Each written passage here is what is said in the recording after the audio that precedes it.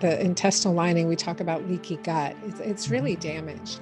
And so giving it anything, sometimes greens are toxic to it. They can't digest it. They bloat, they flare, rosacea flares, for instance. Psoriasis can flare. Short term for carnivore, it's a nice bump. Long term, because of metabolically, that's increasing uric acid. So that connection between uric acid on a very high protein, high purine diet. So you need to balance that out. That's why the alkalinizers are important. It's why I still preach check urine pH, because higher urine pH, lower uric acid, right? We want to clear that uric acid. So that's a really big part of the science behind it too. In the interim in which you were not seeing patients formally, has anything changed in terms of women's care for women in perimenopause and menopause? Any different concerns, or do you feel like there's a greater emphasis on women's health post our childbearing years? Where do I begin? Oh my gosh. I mean, seriously, there's so much to talk about here, especially, a sharp contrast from when I retired from my practice around 2015. And since I was just doing physician to physician consults regarding patients and seeing patients back and practicing and really digging into what some of the underlying issues are has really changed. And COVID injections have had a lot to do with it. So women in perimenopause a lot sooner with irregular cycles, with earlier diagnosis of menopause, multiple miscarriages after conceiving normally without difficulty. I mean, I've seen so much like that, definitely hormonal issues for sure, hormone imbalance issues, and ovarian dysfunction, where when we do a workup and we're looking at, fertility, longevity of fertility, or even again, which is ovarian function, is a marker of quality of life and longevity. So when we're looking at that, we really have to look at a hormone called AMH, anti-Mullerian hormone, which measures the fertility prospective or possibility based on ovarian function through the entire feedback system of our hormonal communication. And so AMH is an important number. And so seeing clients, in their 30s, mid to late 30s, I have one 35, 37, 42, 44, all with very low AMHs. So that makes them, first of all, not good fertility candidates. They've been diagnosed with early menopause, put on birth control pills, and this is with some of the best and the brightest we have here in Texas, and told, we're sorry. And it's not okay. So in just even working, so there's so much to that, and there's a lot we can do to revive ovarian function, and have been able to do that and see that happen, clear some of the hormonal balances caused by the spike protein, and that was not part of my experience before. Yeah, and I think I've been pretty open with listeners. I did get vaccinated. I do a tremendous amount of travel, and so that was the greatest concern that I had, was just at the height of the pandemic. And I bled for 6 months as a menopausal female, 6 months. And I remember every GYN I saw, because we were in the midst of relocating from one part of the state to another, they just said, I can't tell you how many women we're seeing, women who are 10, 15, 20 years into menopause that are bleeding, women who, as you mentioned, have never had issues with miscarriages, having miscarriages. And so I don't think we fully appreciate as clinicians the net impact of this spike protein on ovarian reserve, ovarian function, what's going on between the brain and our ovaries. And so it's going to be interesting to see how things kind of evolve over the next, 10, 15, 20, 30 years. Obviously, the AMH test that you're talking about is one that I probably have not talked about on the podcast. For listeners' benefits, can we explain a little bit more about what that is and what is a normal value? What would you want to be seeing in your 35, 40-year-old females as a function of ovarian aging? Yeah, so that's a great question. So what we want to see optimally, especially for fertility, is greater than 1.7. So these numbers are really small.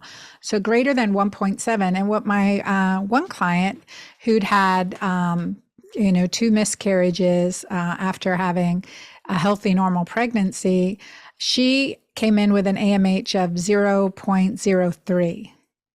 0.03. And in just 1 month, we were able to improve that, about 4 to 6 weeks, we were able to improve that to a 0.5.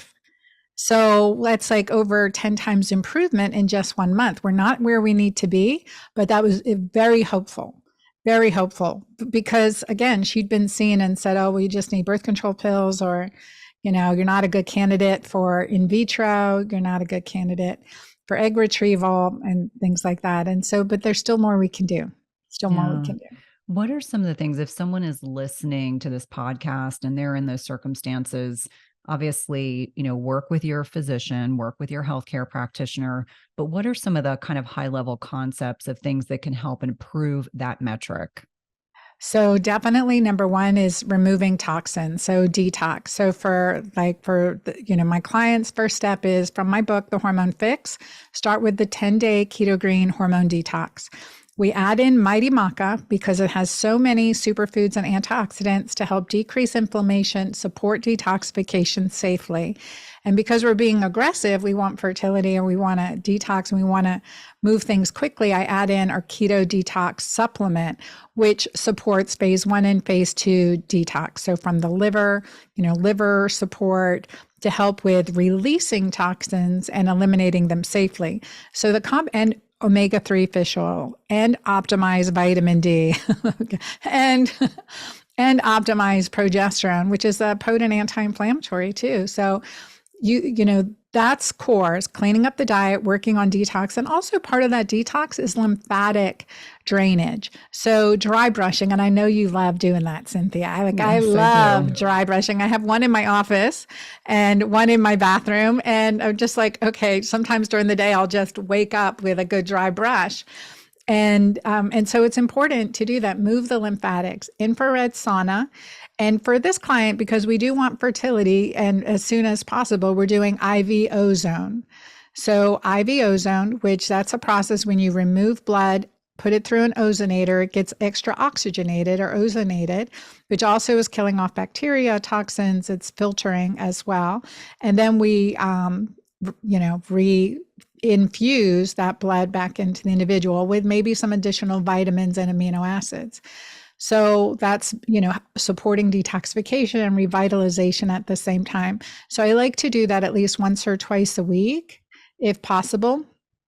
And if it's not possible, it's fine with what we're doing supplement wise as well as lifestyle.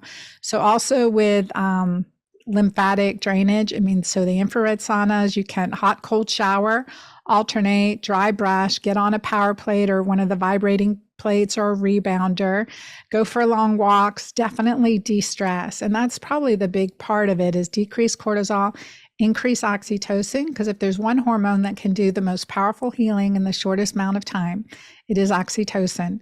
So working on that to empower her own production of oxytocin as well. I really love that because it's a very comprehensive mind, body, spirit perspective as it pertains to fertility. And I think in many instances, and I'm someone that went through infertility treatments to get pregnant with both of my children, not realizing that there were, there are fundamental underlying issues related to, luteal phase defects, not enough progesterone, which was probably driving a great deal of it.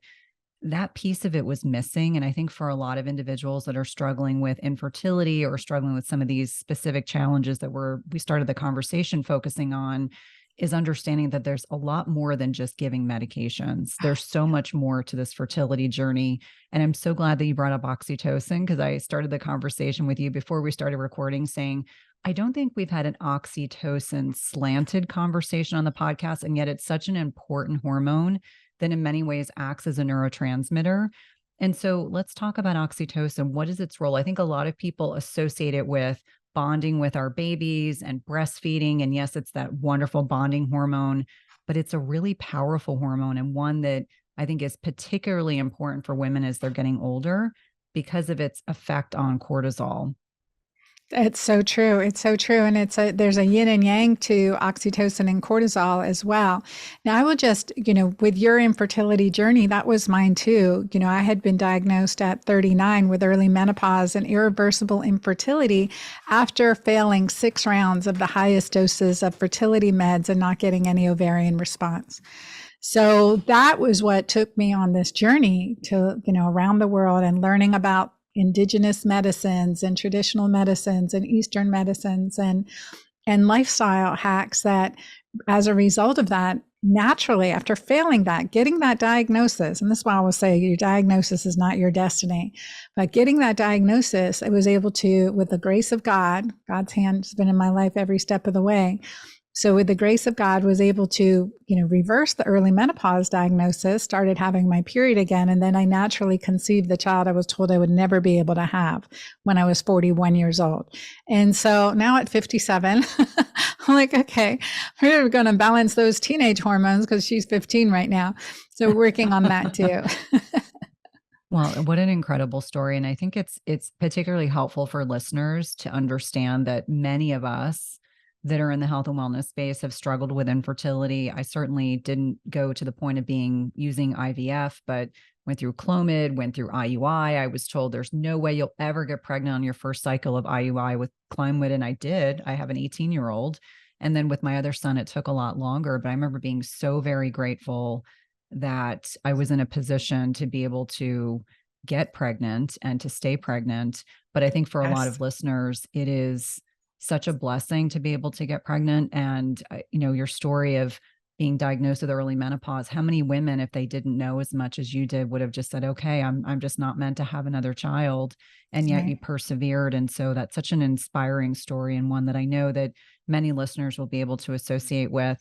So when we talk about oxytocin, it's more than just this bonding hormone. Why is oxytocin so important and so special and unique? So when we look at the hormonal hierarchy, oxytocin is the most powerful hormone in our body, and it's the most alkalinizing hormone. So what I like to say, Cynthia, is that, if you consider all the hormones, we have hundreds of hormones in our body, and like estrogen, progesterone, testosterone, DHEA, melatonin, even these are minor hormones. And I like to make the analogy of, like, say for a university, all our hormones are like students at a university. They're gifted. They have a, specific purpose, direction, plans to make, etc. So, and then the professors of the university are other major hormones that regulate the minor hormones. And these are insulin and cortisol and adrenaline. So, but insulin and cortisol mainly. And if we can get insulin and cortisol in check, then all those other hormones play better. And if they're not, that's the example of, say, for example, your professor comes in hungover or high, and he just turns out the light and plays a movie and lets the classroom be chaotic, right? There's chaos. And that's so true when insulin and cortisol aren't well regulated. There is chaos. And then the overarching, say the principal or the president of the university, is oxytocin. So a good oxytocin, benevolent, kind, compassionate, good boundaries, firm, grateful, generous, all of those characteristics lead for better morale, better teamwork, better connection and community within the entire university setting. And the opposite is true. If there's no oxytocin, or oxytocin is very, very low, deficient, there's anger, there's hate, there's the iron fist, there's greed and prejudice and racism and all of those things. And that does not lead to good outcomes for anyone. So that's where we have oxytocin. And the most important thing is to understand that when cortisol goes up, when we are stressed and cortisol goes up, whether it's physical stress, whether it's emotional stress, relational stress, environmental stress, everyday stress or post-traumatic stress, when cortisol goes up, oxytocin goes down. And when cortisol is up for a long time, the paraventricular nucleus, the area in the brain, will suppress cortisol. So now it comes down, and now you're at this dangerous state where cortisol and oxytocin are both low. And that's the physiology of burnout. the physiology of divorce, the physiology of feeling like, I love my partner. I don't feel love for them. I used to love my work and my, colleagues. I don't feel love for them anymore. Or I used to love painting or going for walks or hikes. And I don't feel like it. I just don't feel like doing that anymore. All of those are symptoms of this dangerous physiologic state where oxytocin's low, you're out of balance. And when you're in this state, it increases inflammation in your body. So that keeps cortisol, which is your natural anti-inflammatory, keeps it trying to pump up and push out. And that increases glucose. So now you're becoming more insulin resistant and there's more chaos amongst your hormones. And so that process is just a nasty downward spiral.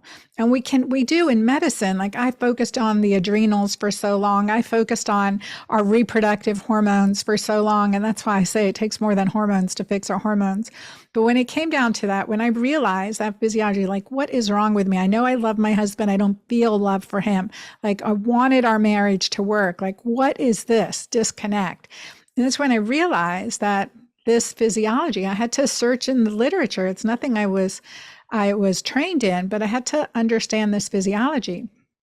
And as I started to learn more about, okay, well, what do I need to do to increase my oxytocin?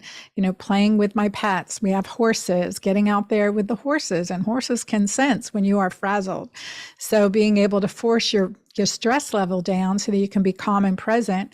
And of course, things like sex, orgasm, positive touch increases oxytocin, and gratitude. So my prayer practice, my spiritual practice, and the practice of focusing on in the very present moment, what am I grateful for?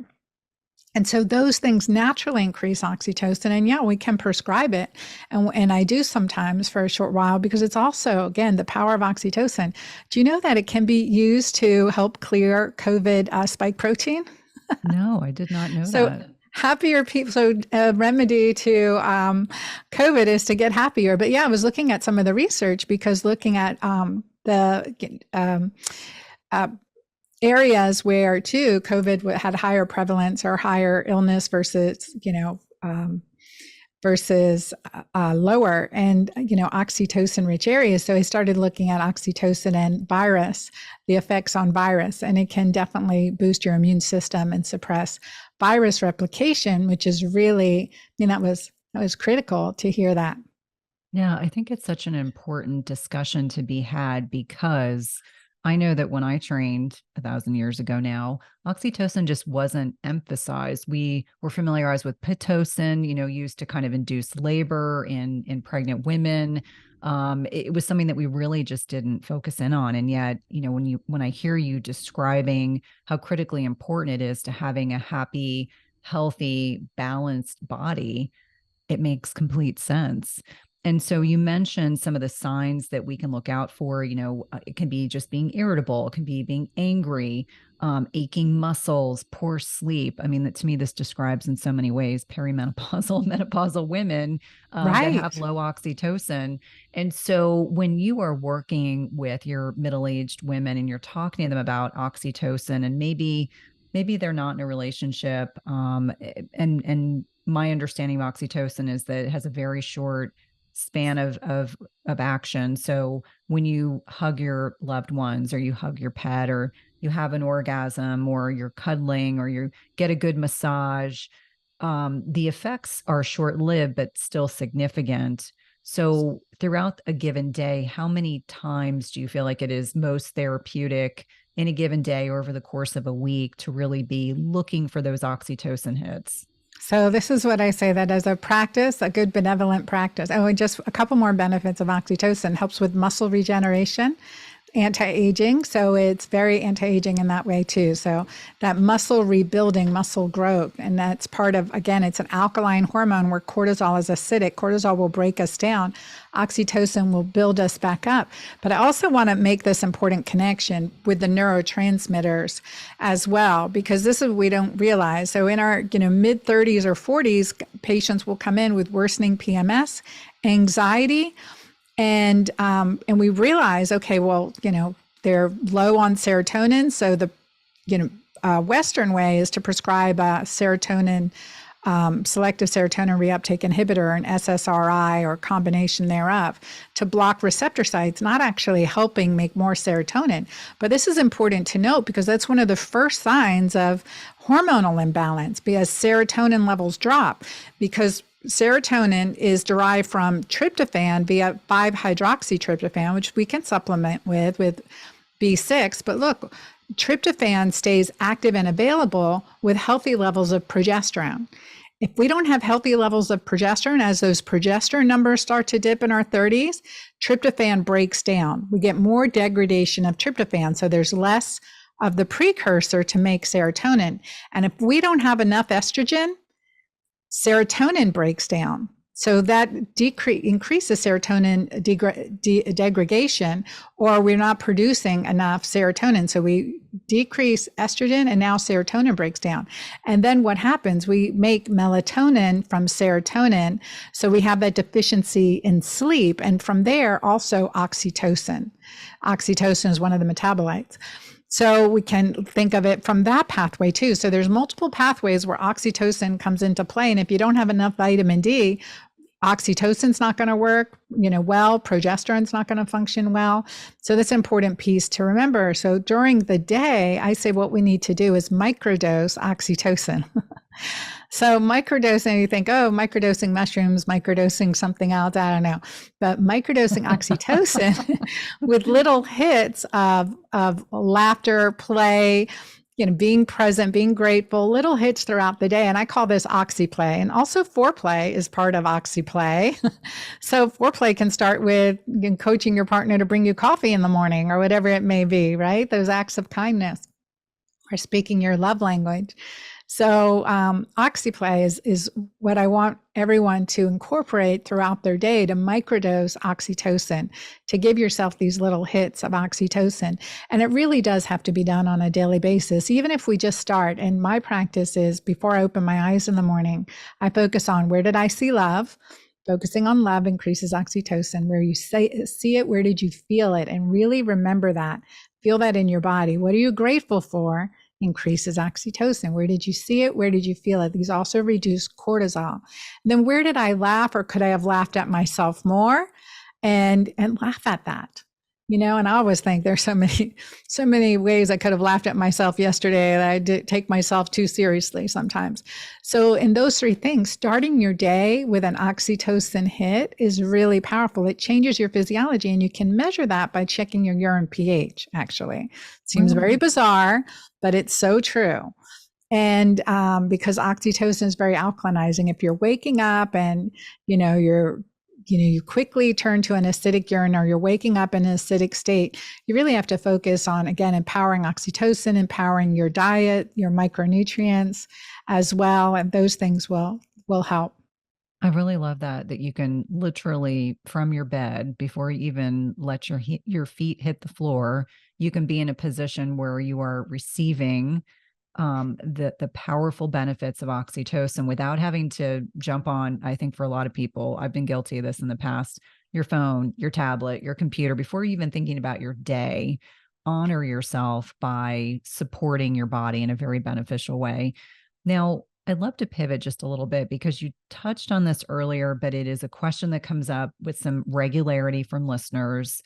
Why are we prescribing oral contraceptives for women in perimenopause and menopause and calling it HRT? Now, that may not be your practice, but I'm sure you have women coming to you that are on oral contraceptives, and they either think it's HRT because they're hearing that, or they're being given oral contraceptives as a way of fixing whatever symptom they're experiencing. And that is a really good point. I see it all the time, and it is not the right way to honestly practice perimenopausal or menopausal hormonal support. It's pregnancy level hormones with a synthetic progestin that has negative cardiovascular and breast effects. So that should never be designed for hormone replacement, especially when you don't need it for birth control. Now, if we need birth control, I like the Paragard non-hormonal IUD. Let's just do that and cover birth control with a non-hormonal IUD. It's simple. If patients have had a painful experience with it before, you won't with me, or the way I recommend doing it. I give clients a suppository made with Cytotec and lidocaine to use the night before and morning of, at least 4 hours before the procedure. So their cervix is soft, open, and they're numb.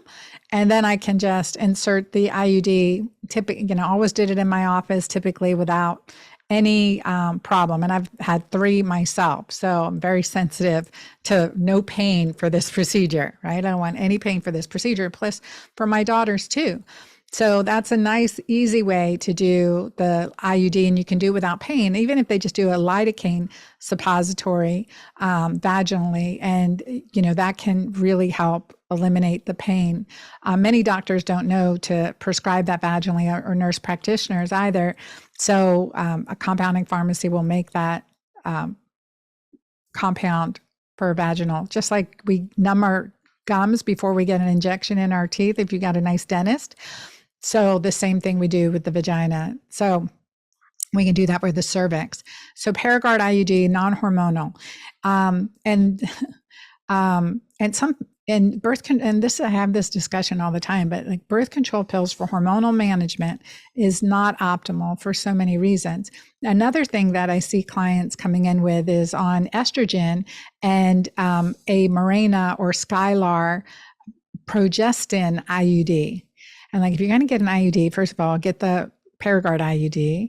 If you have trouble with pain and cramping, we can fix that. We can definitely address those issues through all the things we do to balance inflammation in our body. So it's really important. But the Skylar is a progestin IUD. Sometimes we need to, with dysfunctional bleeding, that can help, but you still need bioidentical progesterone. And you want to be on a bioidentical estrogen combination, and of course have DHEA and testosterone addressed. I'm also seeing people on way too much testosterone, and that will suppress your body's natural ability to make testosterone. And so that coming off of that for men and women can cause depression, suicidal ideation. And that's not where we want. And, our body has to recover from that. So why don't we just replenish and support our body's natural hormones as much as possible as a practice? And that's the way I practice.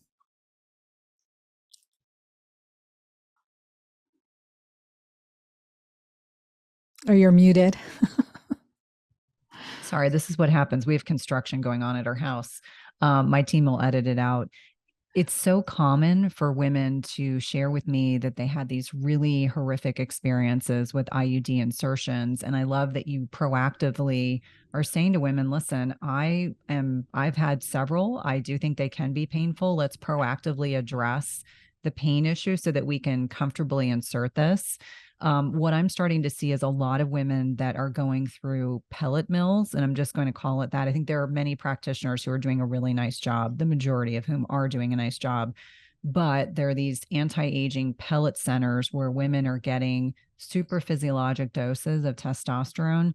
And sometimes they'll come to me and they'll say, I think my testosterone levels are low.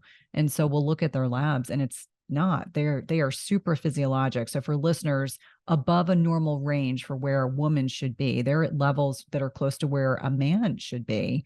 And it puts them at risk. I actually was listening to a lecture from Dr. Pam Smith, who works with A4M, and she said she's starting to see women in their 30s and early 40s that are having early myocardial infarction, so early heart attacks, because their testosterone levels are so high. So you want to work with a practitioner that will replace if it's needed. And some women, even menopause, make enough testosterone, but many do not. I'm one of them.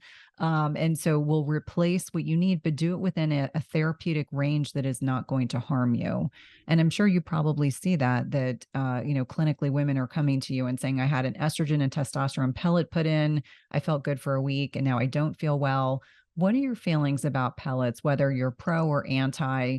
What has been your clinical experience, or do you prefer utilizing different forms and routes of administration for hormone replacement therapy? Yeah, it's a great question. I've used pellets on patients since the early 2000s. So using bioidentical hormones and pellets in a very judicial way. Like for me, it's the amount that matters. I never use estrogen pellets, or under rare extreme circumstance would I temporarily use estrogen pellets. Think again, too high. They also fade out at a different time than testosterone. And then, you got to manage it, especially if a woman has a uterus. It's just can cause a lot of problems. So number one, no estrogen pellets. Testosterone pellets can have a benefit, especially that perimenopause when you can't remember anything. You're like, can't take a pill, can't do, and I've been there. Life's been crazy. Give me that pellet and let me not think about it for 4 months. And at a physiologic dose, but you will get a peak and then a gradual decline. And sometimes that peak, we have to know what testosterone converts to dihydrotestosterone and or to estrogen. Estrone specifically can be toxic can add toxic levels to our system and cause breast tenderness, can cause increased risk of cardiovascular disease and cancer. So we want to look at when we're using hormones, always start low, go slow, and look at where are those hormones going. So where is that, is how much of testosterone is converting to estrogen, and how are the estrogen detoxification pathways? And we do that typically with urinary testing. You can also do it with blood, but it's looking at 2, 4, and 16 hydroxy and methoxy estrogen metabolites, which is part of our Dutch test, or if we're using HUMAP. That is so critical to look at your hormones that way. And again, optimize hormones. And when we're using pellets, that is when we are suppressing our ovarian and adrenal natural production of testosterone, because we're getting those high levels and we're never getting a break. So you have to really work on resuscitation of the adrenals, resuscitation of the ovaries. For short term, I think there can be a place for it, but in long term and too high doses, we're just not even getting measured, and every 3-4 months getting pellets in. I've seen patients with hoarseness of voice, which sometimes is not reversible, clitoromegaly, facial hair growth, and acne and weight gain. And so those are things to remember. And then you just stop. And if you're not titered off of it, then depression, even to suicidal ideations. And that's not talked about, but it's a real consequence. There's published literature on it. Yeah, it's quite significant. I mean, for full disclosure, the first time I did HRT, I was working with a practitioner who lives in Texas, and it's not anyone I've interviewed on the podcast. I'll just preemptively say this. And this individual had me on estrogen and testosterone and progesterone and DHEA, but it was too much for my body. And so when I stopped abruptly, because I was then transitioning to working with someone that was more aligned with the direction I wanted to go in. And I had probably 2 weeks. I've never been clinically depressed, but I had no motivation to get off the couch. I had no motivation to go to the gym, although I acknowledged that that would be good for me.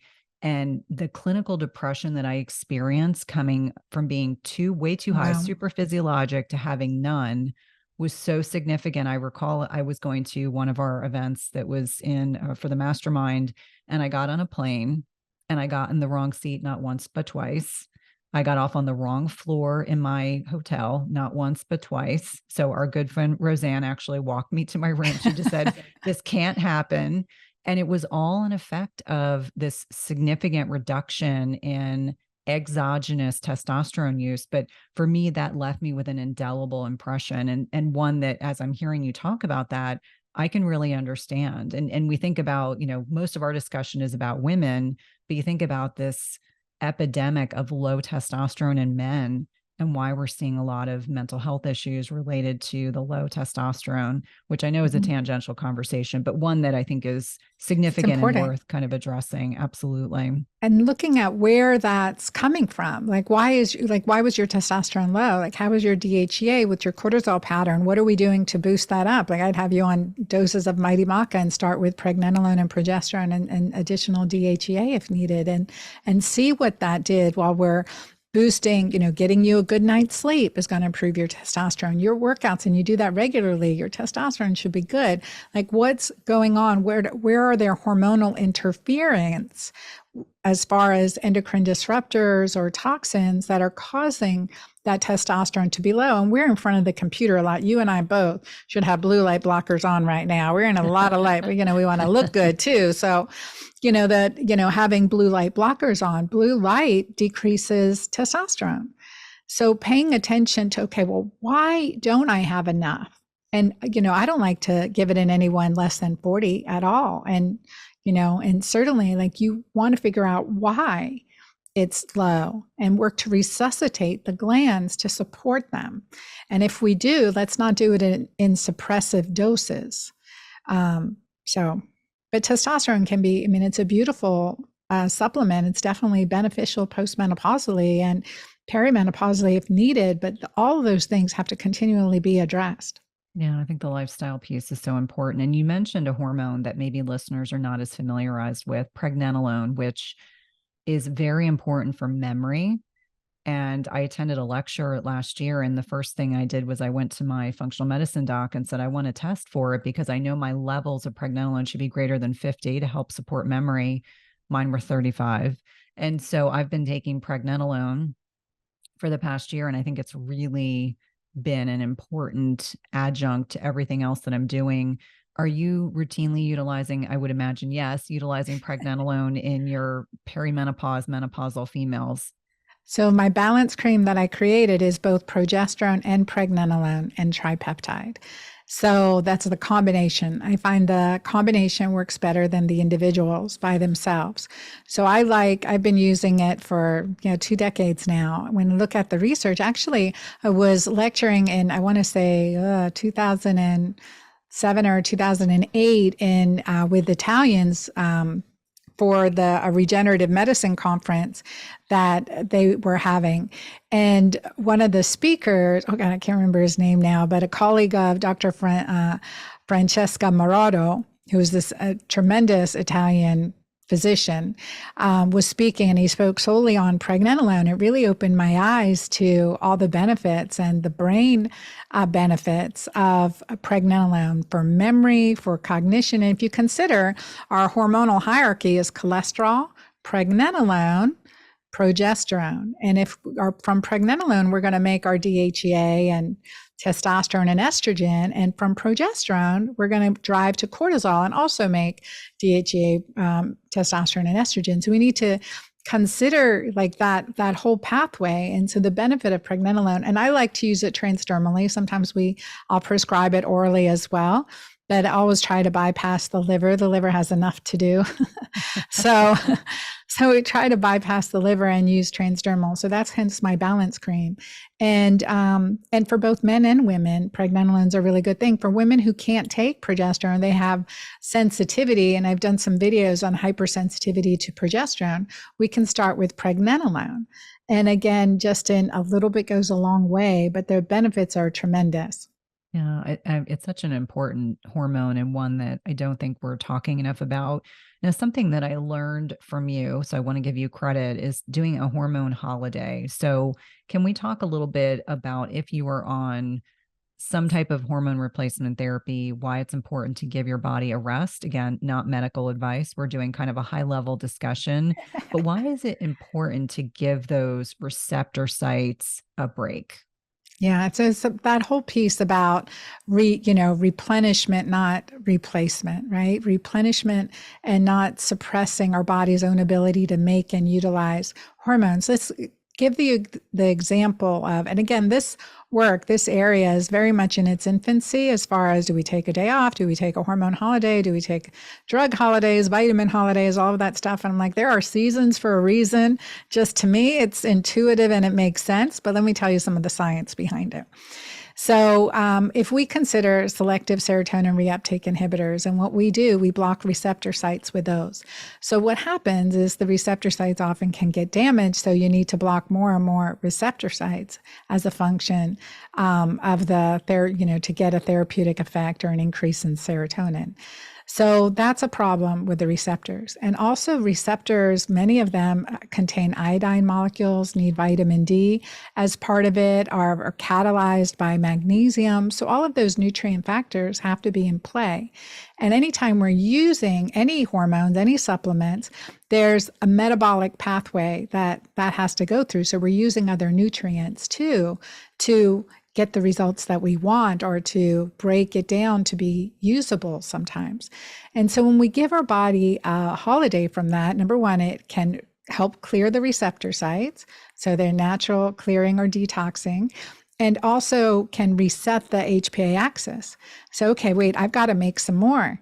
I've got to pick up my own function. I got to start making some. So if you're constantly, just like when we microdose, say like we microdose oxytocin throughout the day, we can pause periodically or seasonally our hormones, and especially true with progesterone. And I think because it is one of the mother hormones, progesterone and pregnenolone, not so much with estrogen, testosterone, and DHEA, but definitely with progesterone and pregnenolone.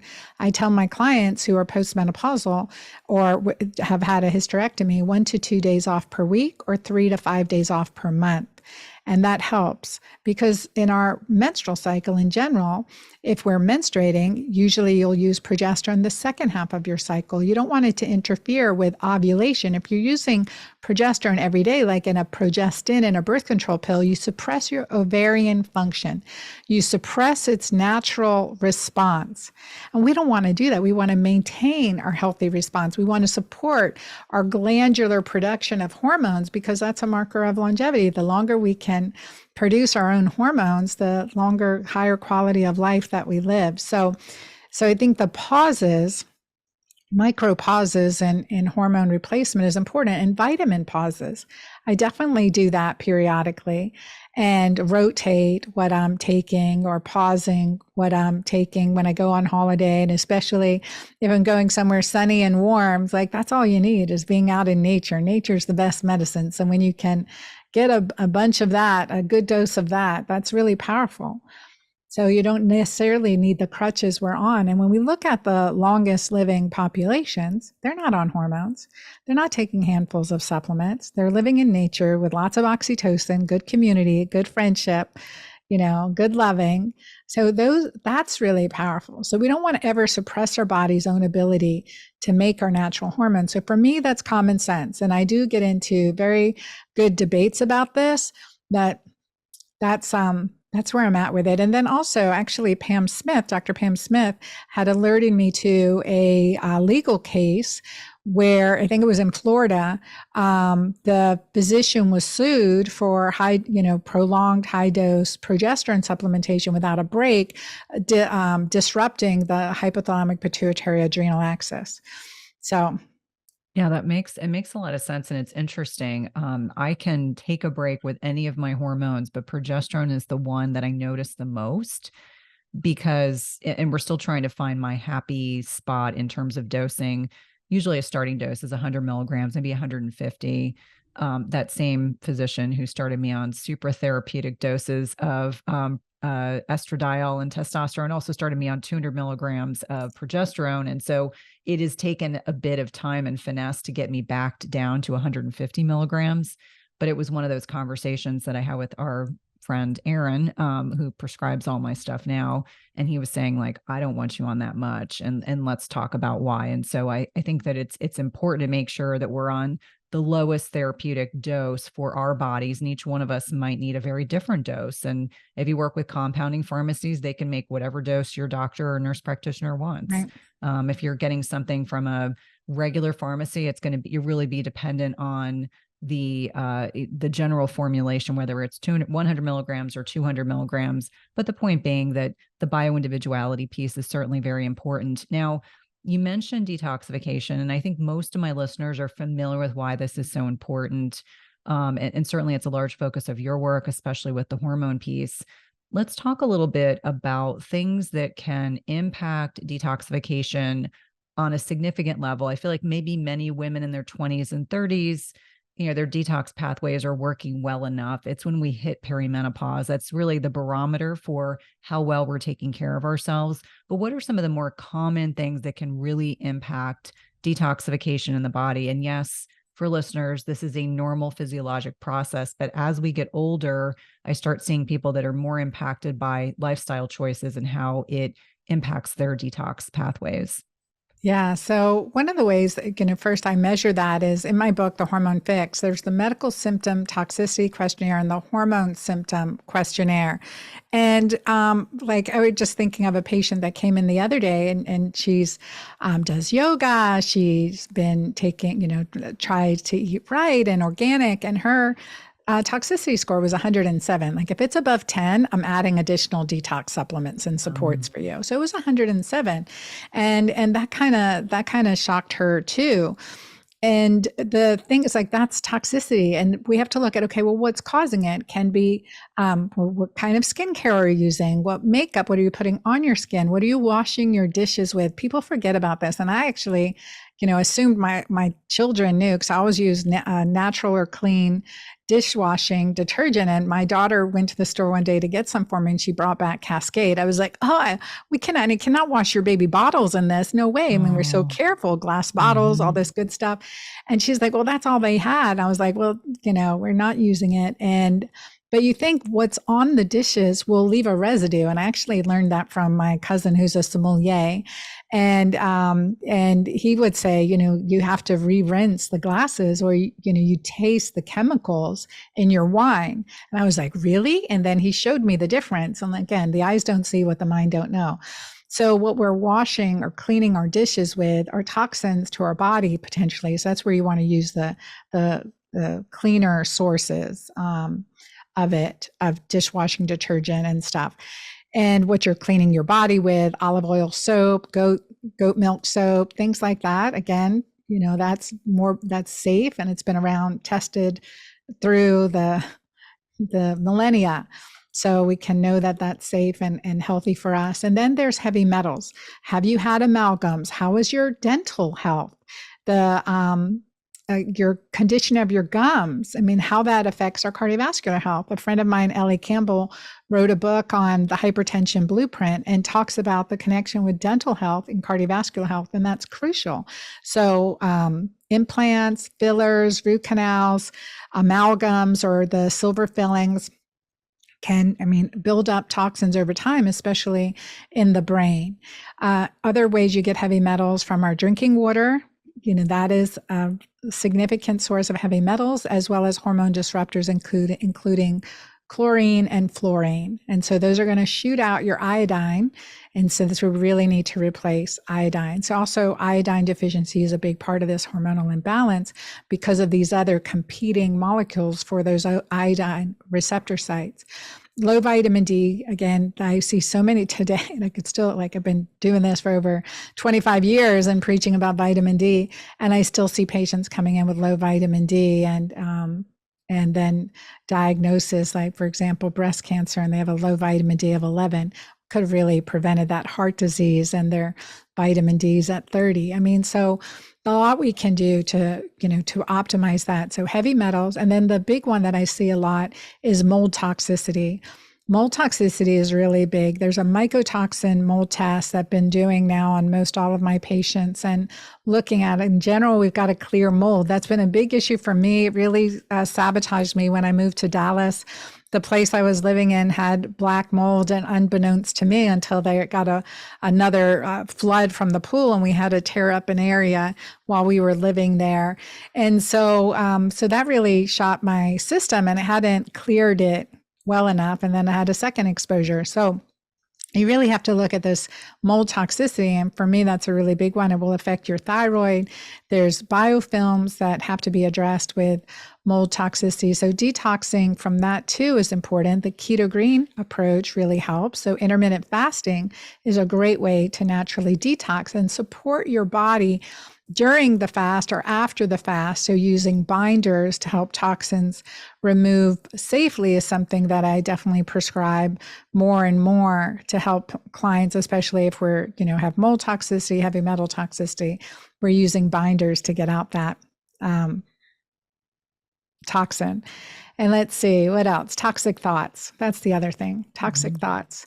So when we act in ways that are negative or hateful towards ourselves, or towards other people, if we don't see the humanity in others anywhere in the world, any color, race, religious orientation, etc., and we don't realize that they're all part of one, one energy. That's quantum physics, right? So we're all part of one, we're all connected. And when we act untrue to that, that creates physiologic stress. It was interesting when I was reviewing your book, one of the things that really stood out to me was a statistic that you mentioned, that of the individuals that are going into obstetrics and gynecology, that only 20% of them are trained in menopause medicine. And I just found that astounding. Like, in so many ways, we're so focused on contraception and pregnancy and the postpartum period.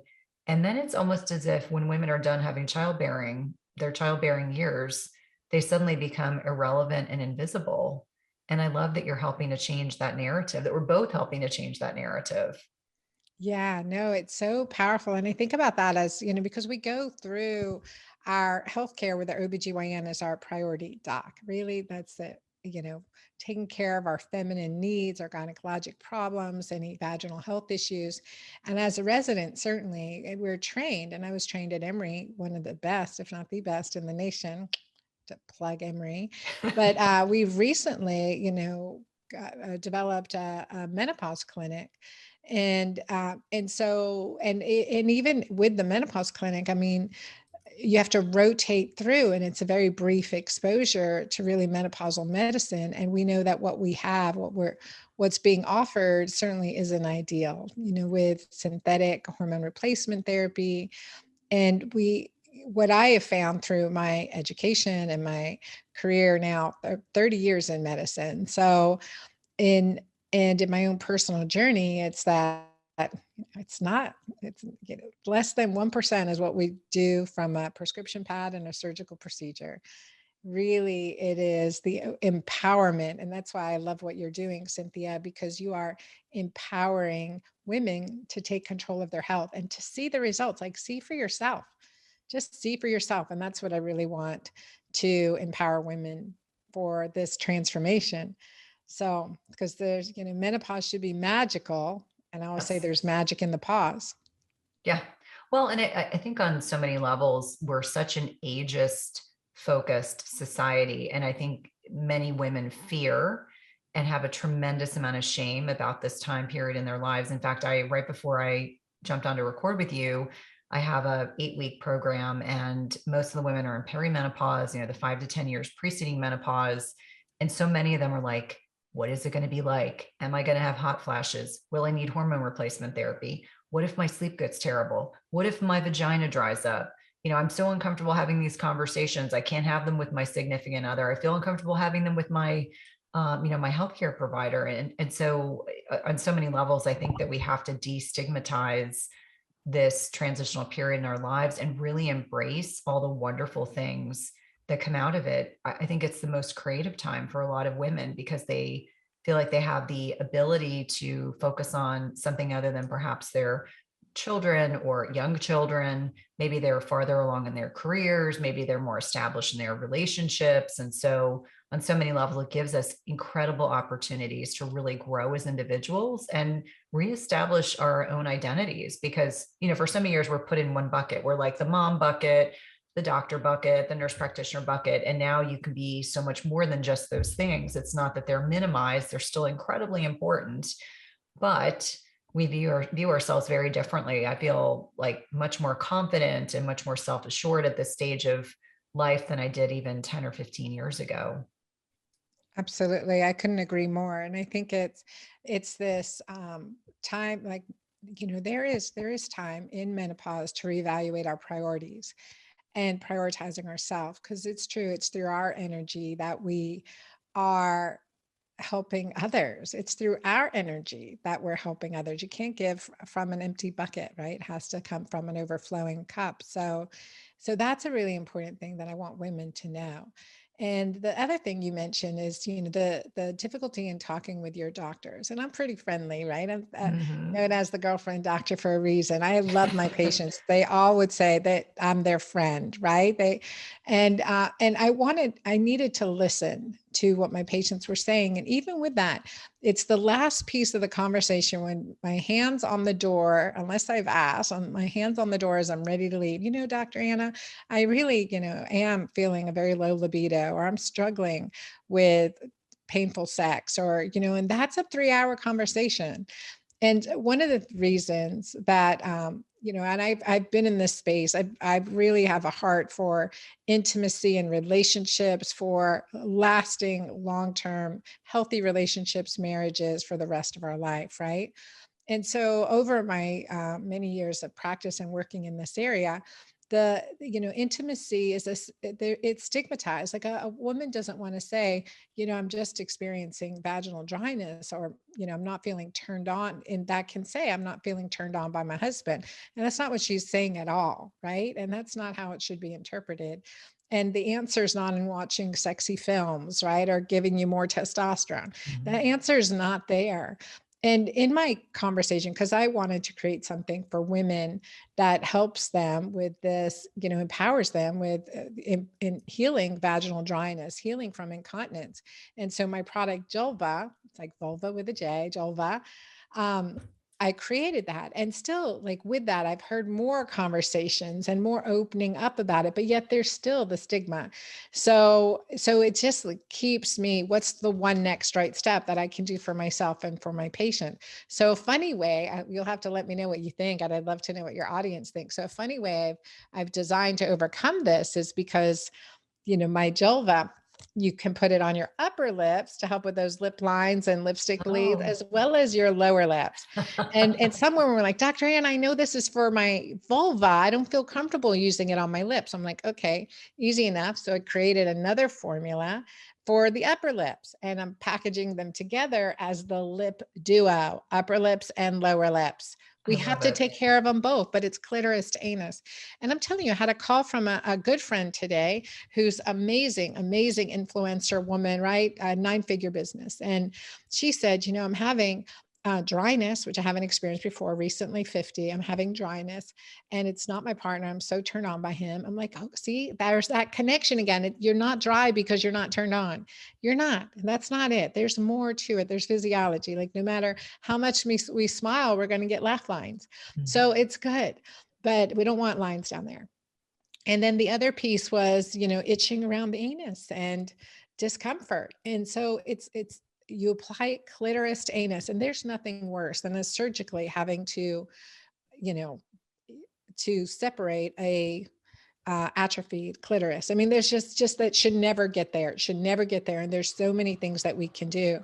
So creating, like eliminating the stigma around that, taking care of clitoris to anus. I know we were going to talk about keto and all that good stuff and fasting, Cynthia, but I'm just so passionate about this. And it's even behind closed doors, but start having girlfriend conversations. I want to challenge the audience. Talk to your best girlfriend and say, what's going on? How is the intimacy with your spouse? What's going on? Because often the disconnect in the bedroom leads to disconnect in other areas of your life. And the same thing, disconnect in other areas of your life leads to disconnect in the bedroom. But that's where we get oxytocin. That's I think between the kitchen and the bedroom, those are high oxytocin rooms in your house. So you want to acknowledge that healing hormone of oxytocin through pleasure, self-pleasure, intimacy, orgasm, laughter, fun, joy. And that's healing medicine. Like I say, if you take nothing out of this conversation, it's to increase more oxytocin in your life. And there are times when you're so down and isolated and depressed, you don't even want to.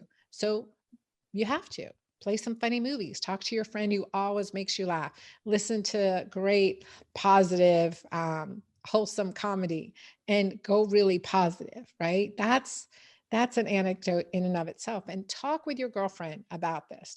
Are you having dryness? Is there loss of sensation? Or this is what I'm experiencing. What have you noticed? Incontinence has become a joke. Oh yeah, I have to use, I heard this the other day in my infrared yoga class. The women were like, oh yeah, of course I'm using, I've had 3 kids. I'm using a pad during this class. I hate that it's so soaked at the end of infrared hot yoga because we're sweating and I'm like, oh my God, I haven't worn that in forever. And at 40, I had trouble with that. I don't now at 55. So it's not, it does, we don't have to suffer, and we don't have to suffer or power through anymore. We have to be empowered by the changes our bodies are making, do the right next step, take action, and have a healthy community around it, because we need each other to, to understand, to answer questions, to deal with issues, to find solutions, to just share, to have community. And that's good medicine. So I got off on a tangent, Cynthia. We were talking about fasting. That's No, but I think it's an important conversation to be had, because there are far too many individuals, probably people who listen to my podcast, who may have questions, and this will spurn them to maybe have a conversation with their medical professional, or maybe have a conversation with their husband or their significant other. But I love that you brought up oxytocin, because I have learned so much through you. And I really, when I think about oxytocin, I think of you, because you've Aw. made such an imprint on me as a clinician to really make sure I am endeavoring to get little oxytocin boosts throughout the day. It's the mother of all hormones, but even as simple as like hugging your significant or your dog. Like I have two dogs, and one I call my lovey. And so he gets lots of hugs during the day because usually no one else is home. But I think it's important for people to understand the value of connection, to have those open conversations. And certainly the genitourinary symptoms that you're describing, the ones that people are really embarrassed to have a conversation about because they seem so personal and so private, that can be just a byproduct of the hormonal fluctuations that are happening in our bodies. And to your point, I remember my grandmother, who had 5 vaginal deliveries, and she and her sister, who were hilarious, used to talk about the pad thing. Everywhere they went, they had to make sure they had a pad. And it just makes me sad that we didn't know as much then as we do now in terms of how women can navigate these changes in their genitourinary systems in a way that allows them to live out the rest of their lives with dignity. Because I think that's really what it comes down to. If you are concerned that you're going to have urinary leakage, or you're concerned about painful sex, I mean, that's not going to encourage intimacy. You're just going to feel uncomfortable and possibly ashamed, and you may not start the difficult conversation that you need to have so that you can better support your bodies. Yeah, no, absolutely. And, I got a few things to add to that. It's that sense that, we don't have to live with it. We can use certainly Jelva, we can use bioidentical hormones vaginally. I mean, game changing. And I'm from a surgical background. I remember one day I did 6 pelvic slings for bladder slings. So in one day, I mean, it's how common, but as I got better and I started using like products like my Jelva and or bioidentical hormones, vaginal suppositories, this combination, my patients would come back in for their pre-op visit because I wanted to prep them to have the best tissue to operate on. And they like, Dr. Ann, I'm not having any more symptoms. I'm not having any more symptoms. I have done this in 80-year-olds. So like to non-surgically treat their urinary incontinence symptoms, always with pelvic floor exercises and treating it hormonally. And that is just liberating. I have a woman, and the other thing with that it's certainly a quality of life issue, because if you are wanting to jog, exercise, take a aerobic class or a fun class, a boxing class, I don't know, anything, and you leak each time you do, you're not going to want to. I have a friend who's a physician, and she sent me recently a testimonial of a 67-year-old patient. The patient said, I stopped jogging 10 years ago. I started Dr. Anna's Jelva last year. I'm jogging again. I just couldn't stand wearing the panty liners, or never knew when I'd have to run and find a bathroom. And so at 67, she's jogging again. At first I was like, why are you doing that to your body? And then I was like, that's really cool. So I was very grateful to Dr. Angeli Akey, who turned her on to the product and sent me the testimonial. I mean, I love that feedback from physicians, because they feel empowered too.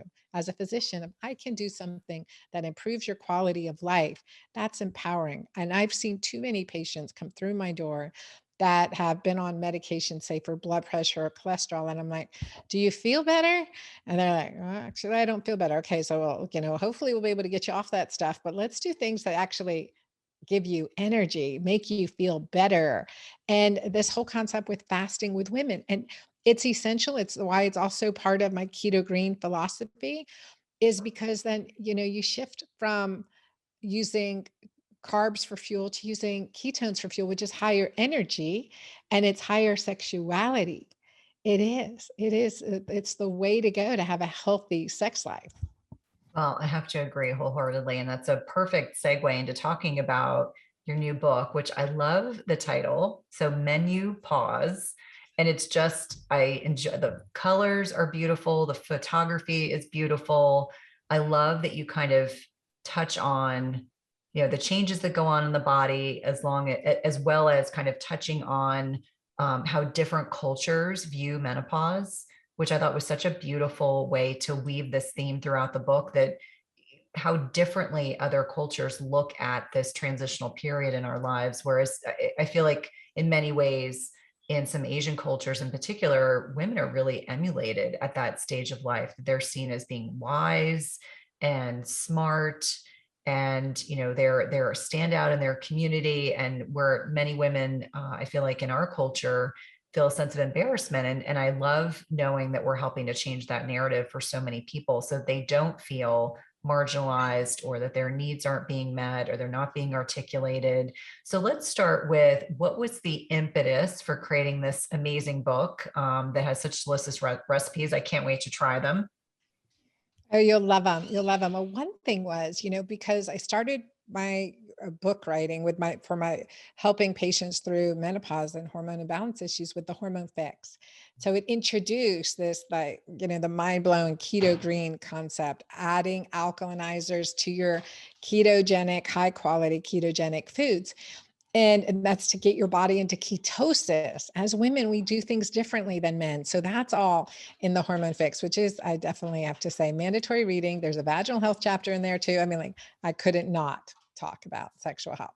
Okay. So all of that to introduce. And then I went to my Keto Green 16 hours intermittent fasting and a 16-day keto green plan, and listening to my audience, right? As a doctor, listening to my patients, and 16 key foods to make shopping easier, right? And food prep easier. So that was important.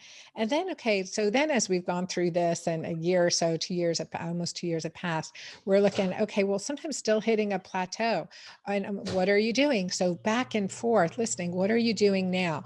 What was working? What's changed? Sometimes you're eating the same things all the time, and I don't care how good they are. We got to change things up. Or there's an autoimmune issue and we've got to change that up. Or you actually need more carbs, or we need to like reset the microbiome, or, the list goes on. So it was really kind of fun. And so with MenuPause, Marnie Cochran's my editor. She's like, love the name. So it was like really her inspiration from MenuPause. She's like, what can you do with that? I'm like, oh my gosh, can do so much with that. It's so good. Plus it makes me laugh. So there's an oxytocin boost every time someone sees MenuPause or says it. So it was to create 5 key plans that are just 6 days to pause something, because there's magic in the pause. And let's figure out what it is that could be affecting you. So there's always can start anywhere on with any of the plans, but I did put them in an order that I think works most for everyone. But I did create a MenuPause quiz to say, okay, what might be the best plan for you right now? And then, where can we go from there? So I have that in the background.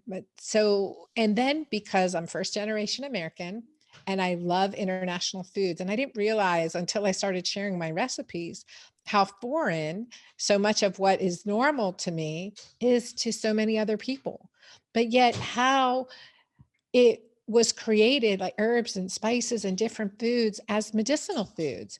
Like, just a quick example, and this is something that is very common to so many people. Something like beets, right? We like beets. Beets are good for nitric oxide, but they're too much sugar.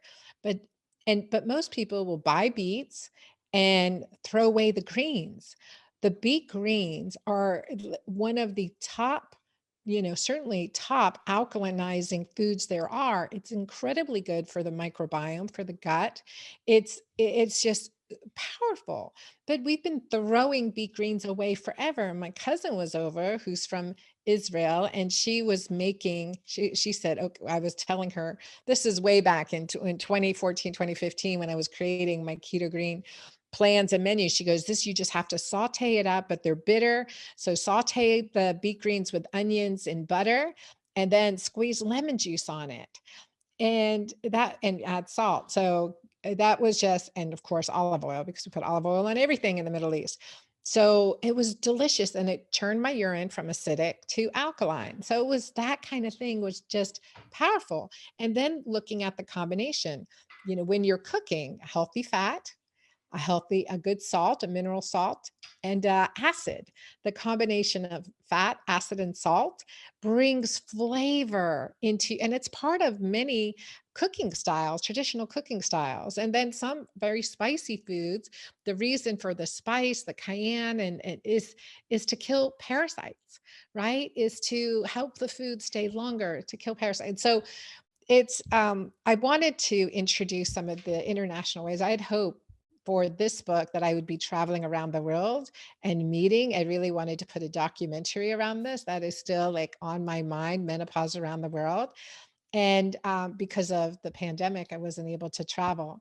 So I just connected the best I can, and brought some fun philosophy and empowerment through knowing, we can look around us sometimes and not see an amazing example of vibrant health in our 80s, 90s, or 100. And I want people to know that it is sustainable. Optimal health, a high quality life is sustainable, and maybe to 150. So it just starts with the little baby steps that we take now, but we don't want to live long if we're not living with quality, if we're not having intimacy and healthy relationships and feeling loved and happy. I mean, we want to create our home as a blue zone. Every one of our homes, I want to be a blue zone, a longevity, high quality longevity, connected, loving center. So that was the inspiration to bringing MenuPause to the world, and definitely more of a cookbook. So more of a cookbook recipe, beautiful color photography. And then there's some just inherent brilliance into the plans to really just change things up. So from like more of an autoimmune plan, very low on, like no nightshades or peppers.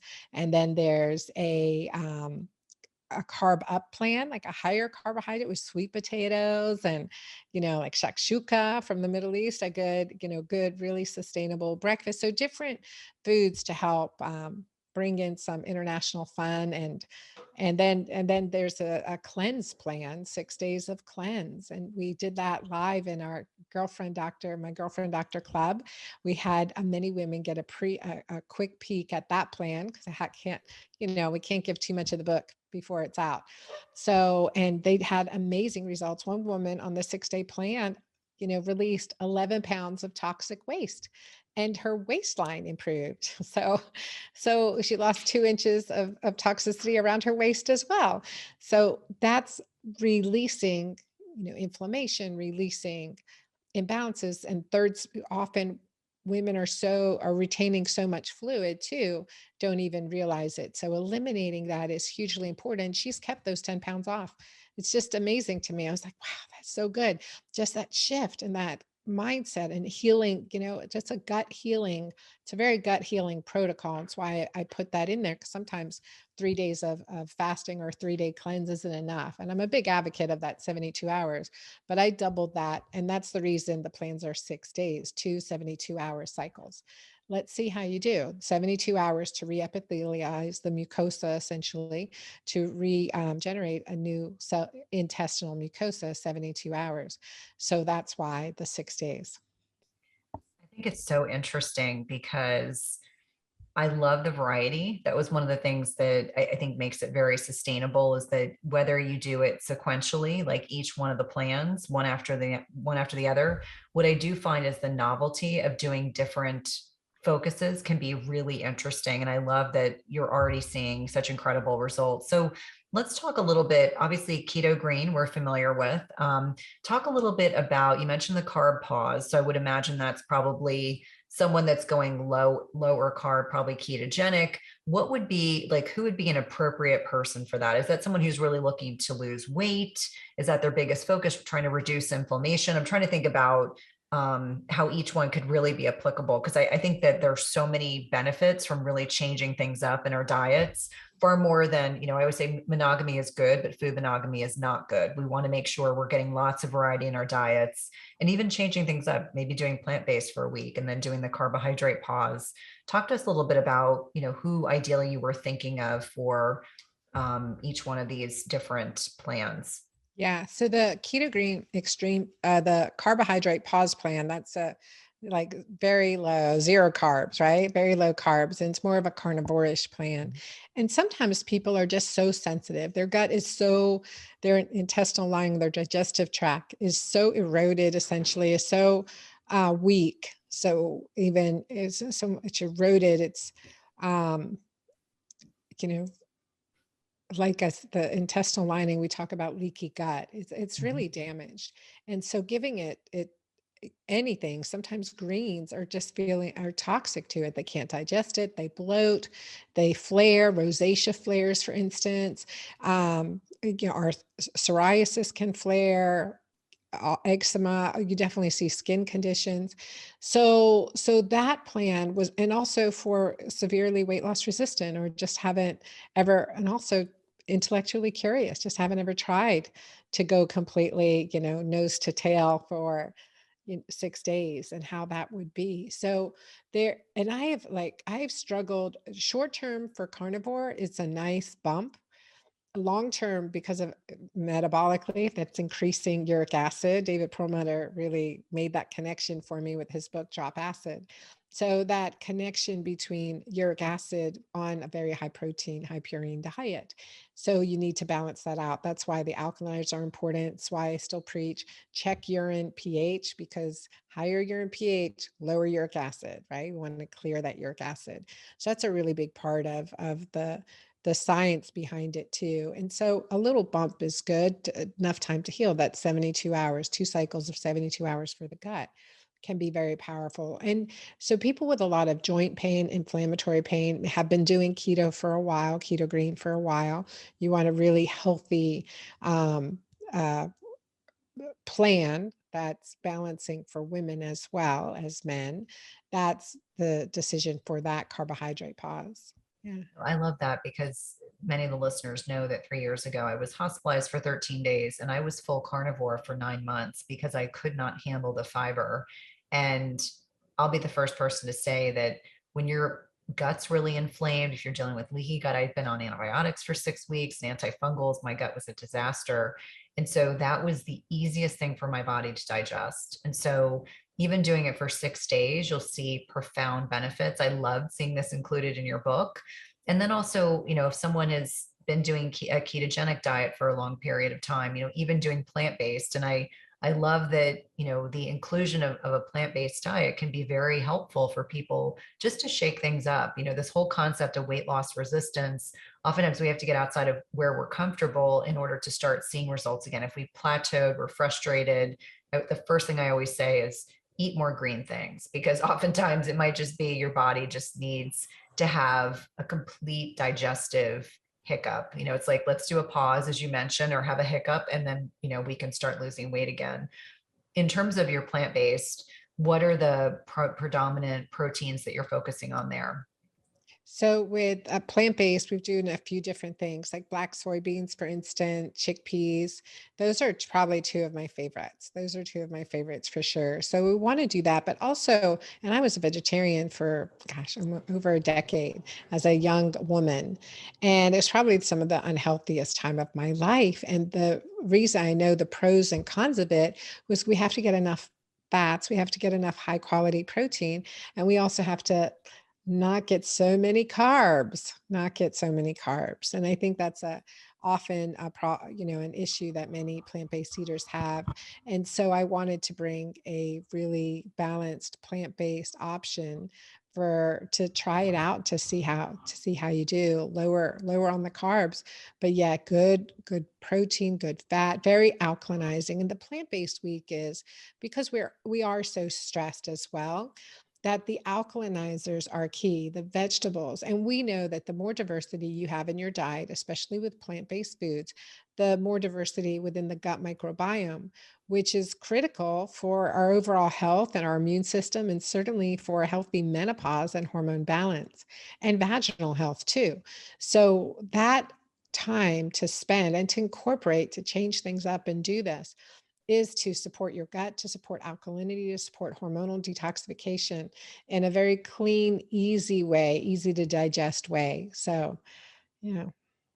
What are some of the changes that you see in your female patients with the gut or vaginal microbiome as they're kind of making this transition, maybe perimenopause into menopause, and how it ties into these dietary changes? Because I always say it all starts with food, and certainly eating the right types of foods will help support our health on so many different ways. Yeah, actually, there was a recent study that was published looking at oral probiotic use and the vaginal microbial balance, right? And found a relationship. I always say the vagina is an extension of the gut. I mean, it really is that mucosal lining, and we need bacteria in the vagina, and we need a nice low acidic pH. That's first line defense, right? That cervix opens up into our womb. That is a first line defense.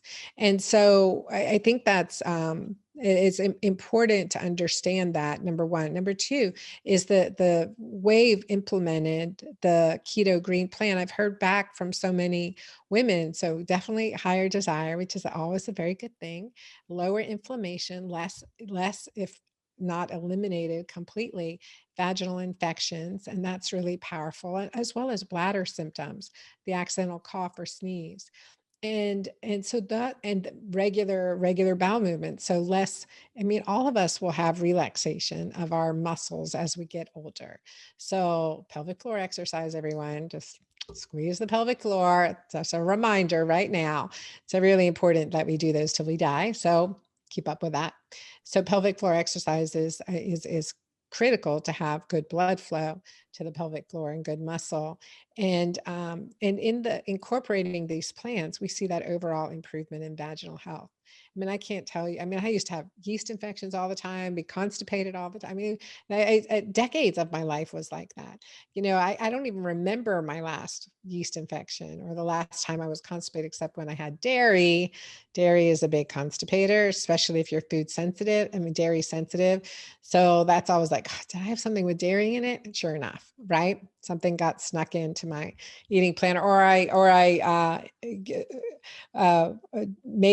consciously made that decision and had some amazing dairy, typically in a sweet or a cheese, right? So yeah. So you like that, your body tells you, but sometimes it's so numbed down, it's just numb and it's Yeah. not, you don't even know. Well, And and it's that's truth. interesting. I don't mean to speak over you, but it's interesting how many women think it's normal not to have a bowel movement every day. And the ironic thing, and I can't take credit for this, but a functional medicine provider said to me jokingly, you know that a woman's hormones are properly balanced if she's happy, hungry, and horny. And Yes. so that really, I said, wow, that's like an oversimplification, but that's sobering. Like, how many women walk around being none of the above? Their hunger starts getting blunted probably north of 40, whether or not it's related to muscle mass loss with sarcopenia or, loss of estradiol. I haven't fully delayed gastric emptying. I'm not sure what really mitigates that, but certainly, if your libido is waning, you're not happy, there's clearly something going on that needs to be addressed. And it's not normal to feel that way. And what we're really saying to women is, through nutrition, you can help better balance not only your hormones, but your health on so many levels. You don't have to live with the limiting beliefs that you have to be unhappy with the way that your body is or the way that you're feeling in your body. I think that's hugely important. Some of the other things that start to, can be problematic, you touched on weight loss resistance, which I know is something that we both deal with our own patient population. What are some of the more common reasons you see in your practice this is mitigated over? What was the question?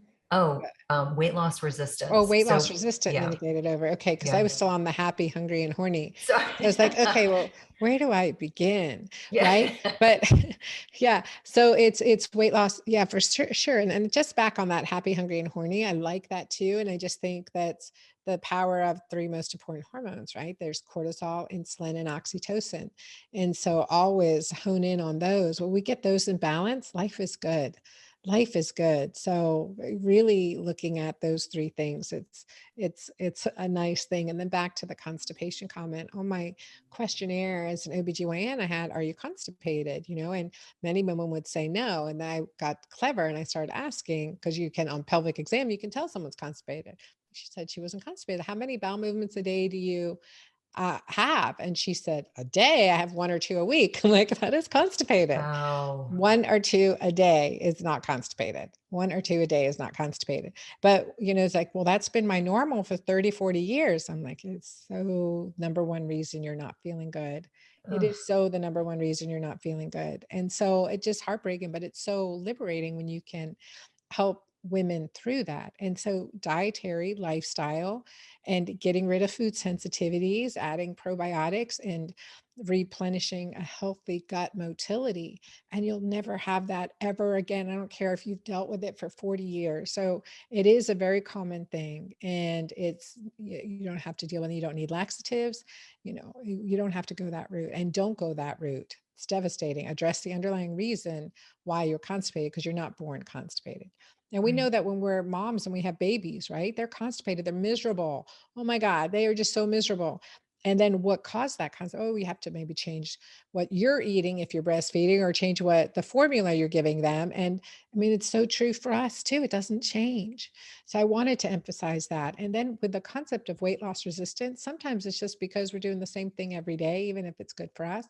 Another aspect, it's stress, and that can deplete us in many different ways. A third is certainly the lack of changing things up, or getting in, like with physical exercise or activity. But then a really big fourth is hormone disruptors in our skincare, in our food sources. And that's like often so far from our perceived consciousness, because we're like, how can that really, if I'm drinking out of a plastic bottle, how is that really going to hurt me? Are you kidding me? It's devastating, not just to you, but to your, unborn fetus. You know what I mean? Like to generations. It's devastating. The pesticides, herbicides, the flame retardants. And you have to be so aware of these things. And a friend of mine told me, another colleague, a physician, Dr. Ellie Campbell out of Atlanta, she said to me, she goes, you can't get healthy in the same environment you got sick in. And boom, right? I think it's so important.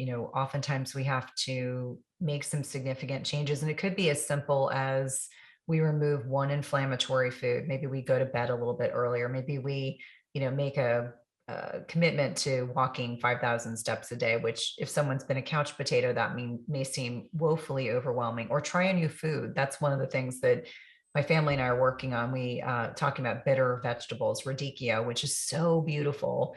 We roast it and it's bitter. And I remind them, I like to say that our palates are so sensitized to sugar that when we have bitter, we almost reject it. Like, I can't eat that.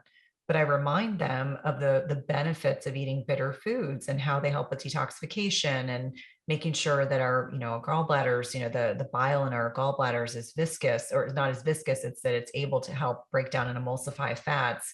And so getting outside your comfort zone is really, the what we're encouraging women to do is to, don't stay eating, chicken with broccoli every day. Try different things. Try to push yourself. Try a new food.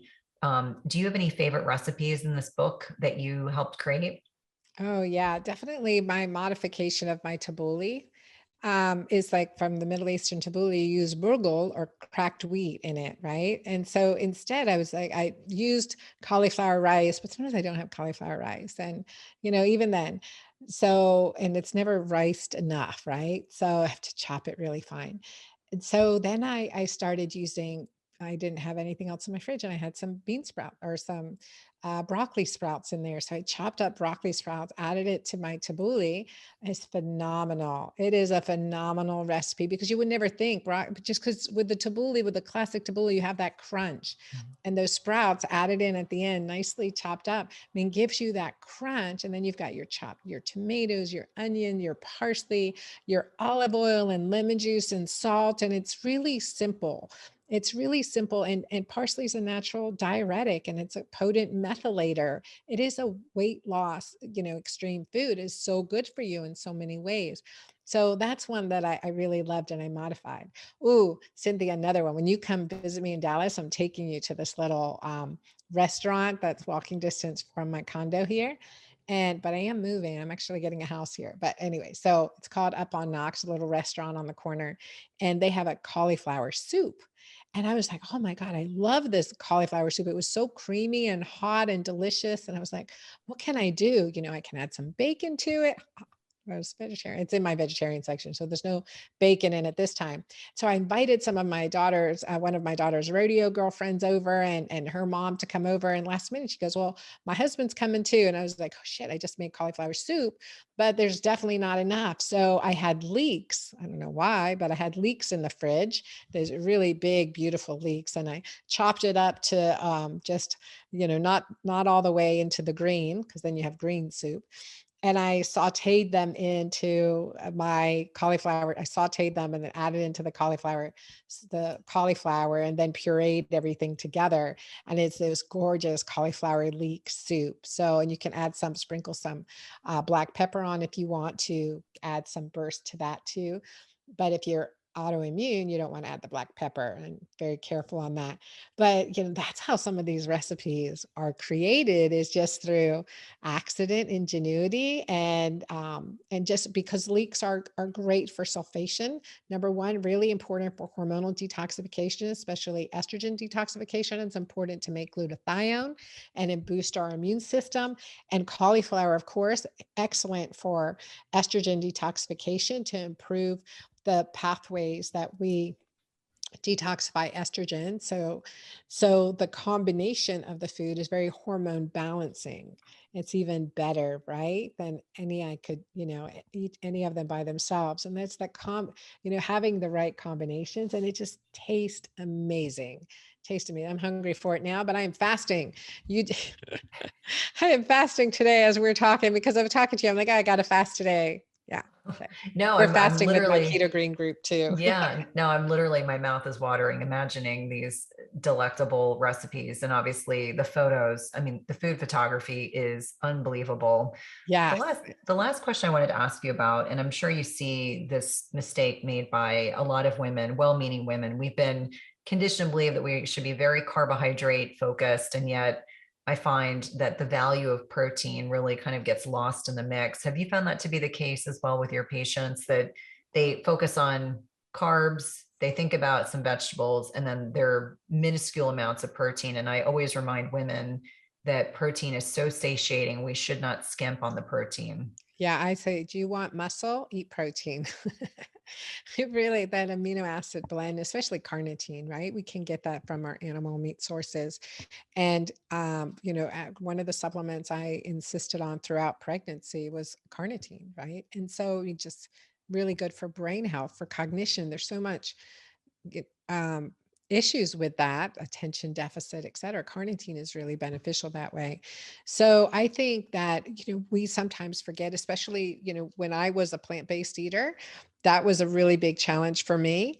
And so making sure you're getting good proteins and, non-GMO miso, fermented miso or tempeh.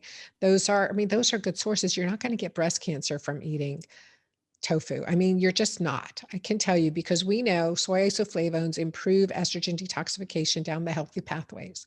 But it's such a common misunderstanding, and it's a shame. But yeah, and then I think that's where high quality protein becomes. And the other thing too, being a conscientious shopper and being aware of hormones and antibiotics that are in many of the foods we eat, especially when we're going out. That's why, guys, we have to make decisions with our money for our lifestyles. So it's, you're eating out, and if you're eating chicken, it's been given antibiotics. You just gave your gut a dose of antibiotics, killing off all the good work you've done eating your kimchi and sauerkraut and kombucha, whatever. So you have to replenish. But also, I think there's that piece too. It's more expensive to buy grass-fed and finished free range food. It's more, unless you're a hunter, and let me know, because I will definitely get some good stuff from you. And fish too, worry about heavy metals, right? And pollution in our water. It's just, it makes it hard to be a consumer when we're thinking, oh my gosh, these protein sources are so damaged. And where we have to make the decision, well, we really don't need a lot. We don't need a lot of good, high quality food. We become very, very satisfied very quickly if we don't have a lot. If you bypass the bread when you're eating out, and you have the great protein, healthy fats, and then finish it off if you're in the evening or celebrating with your carb, right? In that order. So we don't get those blood sugar highs and lows that wake you up at 3 a.m. or make you hungry in the middle of the day. So understanding that is powerful. And our mutual friend, I think Gabrielle Lyons, really, really pushes that protein piece and for muscle. And that's so important as we get older. Also, the other piece that people don't talk about with eating meats, for instance, and again, I like to cycle into plant-based. Don't get me wrong, but with eating meat is sometimes dental, right? You're getting older, you have dental issues, it's harder to chew. So just start getting some carrots, sharpen up those teeth. I mean, definitely don't let that, if you have, I mean, the whole dental thing is a whole another discussion, but it's something to understand. What's the barrier to getting so much meat? Is it hard to chew? What can we do around that? And that's, our high quality protein and the balance of that. Cause I find it's easier to get more animal proteins, but the balance is eating vegan proteins. And I use vegan proteins in my shake, in my keto green shake, because sometimes we need that easy absorbed plant-based protein for digestion. And also, I know many times there's issues or barriers to getting all that good grass-fed, grass-finished buffalo meat and whatever else. I feel like there is still some degree of lack of appreciation for how women are aging and how their symptoms impact them so substantially. And if their concerns aren't being taken or addressed properly, can really skew the way that they view their health moving long term. So perimenopause and menopause, if we live long enough, we're going to make that transition, but we should do it proactively and not reactively. Absolutely, absolutely. And I think that's like part of, aging gracefully or refining our lives, our mind, body, and spirit as we age. And, Cynthia, as you're talking about this, like, how are we aging? Sometimes it's that concept of just having to power through the suffering. This is a rite of passage, but it's not true. Suffering is optional. And it is, it really is. Menopause is mandatory, suffering is optional. So it's important to kind of look, okay, what can we do? What do we need to do to adapt with the shift in our hormones naturally? And, to create balance, to create grace, longevity, fierceness, power, all those good things that we want. I reflect back on the Camino this summer when I was walking the Camino de Santiago. I met this a beautiful woman. She was 72 years old, the white hair, the beautiful like white hair and all these fine lines. And she was tall and lithe. And, when she walked around, she had so much energy and you could just see just so healthy. And I said to her, I said, oftentimes women are suffering in midlife or in menopause, or they feel like they're just too old. And she said, why do they think that? You know, it's not it at all. It is a period of refining. I And I love love that. that she used the word refining because we often think recreate, reinvent, even rejuvenate or regenerate, right? Those are pretty harsh words. I mean, they're like refining. So so it's a period of refinement and it really is often about less, not more. And that is something I've come to realize in my now 30 years of medical practice. Well, and I think for so many of us, what you can get away with in your 20s and 30s don't serve us in our 40s, 50s, 60s, and beyond. And I'm so grateful. Like I was thinking about this the other day. There were many years where I got up at 4:30 in the morning to go to the gym to punish my body before I rounded on patients in the hospital. And I had a super stressful job. And for any nurse practitioners that do hospital-based medicine, I totally understand. And then, when I made that pivot 8 years ago and I started sleeping more and I started investing more in myself as a human being. And I was telling someone recently, if I let my body sleep in naturally, it's 6:30, 7 before I'll get up. And it changes the whole way I look at my entire day because I'm well rested. I've slept well. The years of having terrible insomnia and not understanding why are gone. And I think for many, many women, some of these symptoms start in their mid to late 30s, and they're told that they're too young for perimenopause. So when you're counseling your younger patients, what are some of the first things that you're identifying for them to be looking out for in that early perimenopausal timeframe? Because I'm sure that we have people listening to this recording that are wondering, like, what are the things I need to be thinking about proactively? Yeah, and I think the first thing is, if you're not on birth control pills, is let your your period be a indicator, right? Our period, the health of our period, the color of the blood flow, the quantity, et cetera, all of that. I mean, that's old, Chinese medicine traditionally looked at that as what is the symptom, right? And so looking at if our period's changing. The other thing is how are our moods? And, do we feel more moody a week or two before a period? And, I always say if you only hate your partner 2 weeks out of the month, it's your hormones and not necessarily your partner. And so, like those things, kind of identifying, getting in tune with what your body's telling you, that's really important. Forgetfulness, is there a cyclical pattern to it? What part of your menstrual cycle do you feel more on, more energetic? What period do you feel like you're called to rest more, restore more?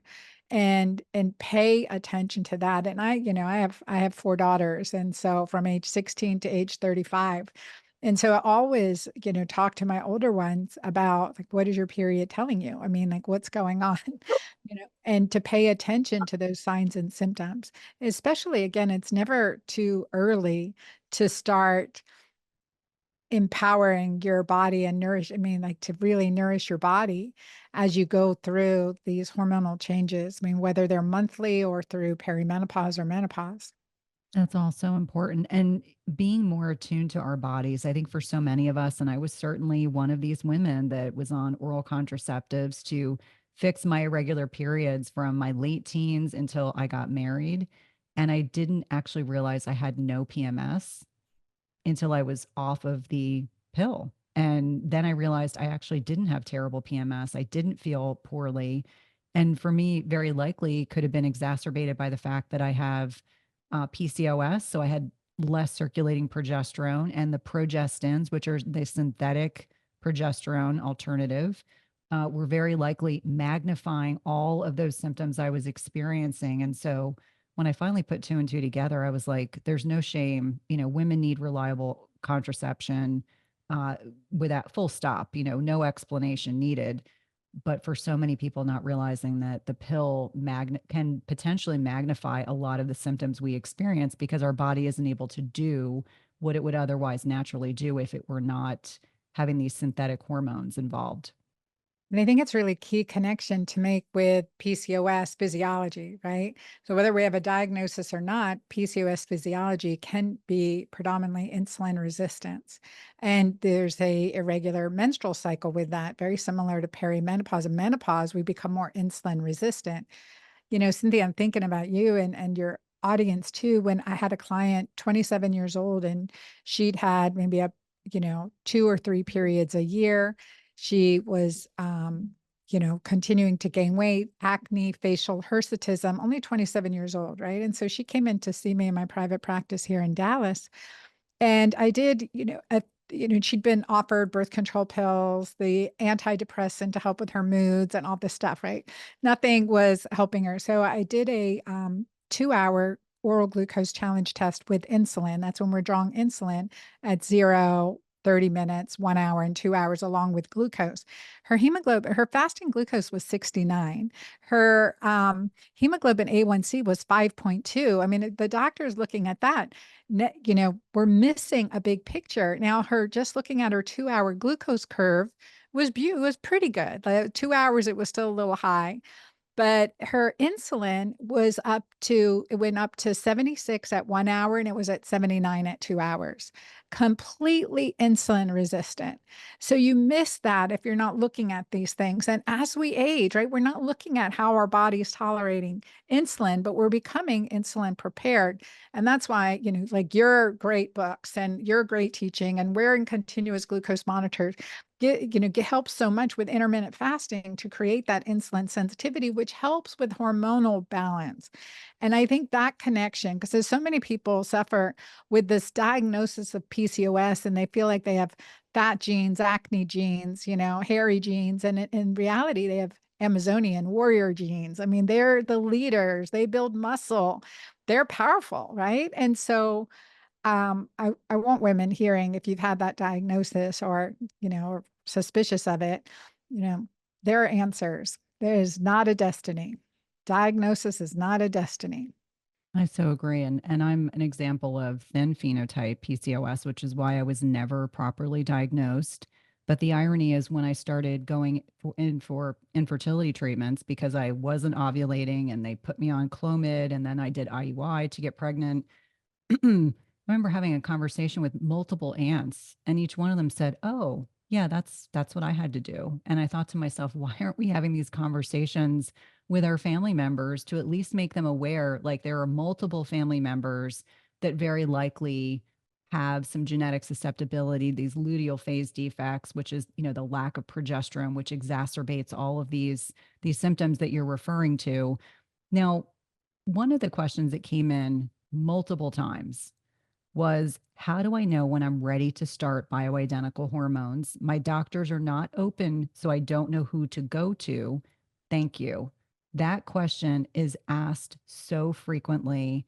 I could add 10 names to that question, but many women feel like they are struggling to find providers that will actually address with bioidentical hormones and not waiting until they go into menopause, because we know the research suggests starting bioidenticals when you're younger can actually be very helpful for alleviating a lot of the symptoms that women experience in perimenopause.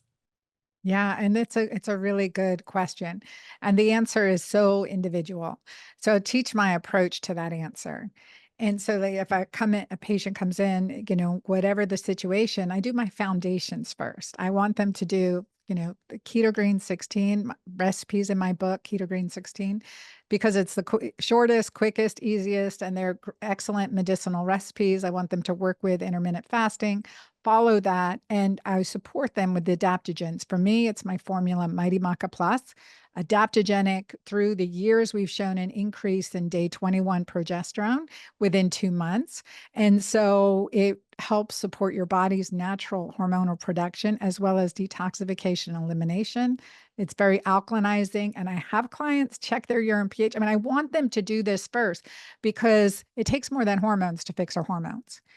And take it from me, like that it was able to extend my menopause from, till age 56 because of these practices and principles, where versus my early diagnosis of menopause initially at age 39 and full-blown perimenopause at 48. I had to learn to shift things in order to preserve ovarian function and adrenal function. So then it's like if I like to clean up, you've got to clean up the terrain, so to speak. So detoxification becomes key. What could be causing the hormonal insufficiency and the imbalance to begin with? Is it cortisol? Is it insulin resistance? Is it hormone disruptors?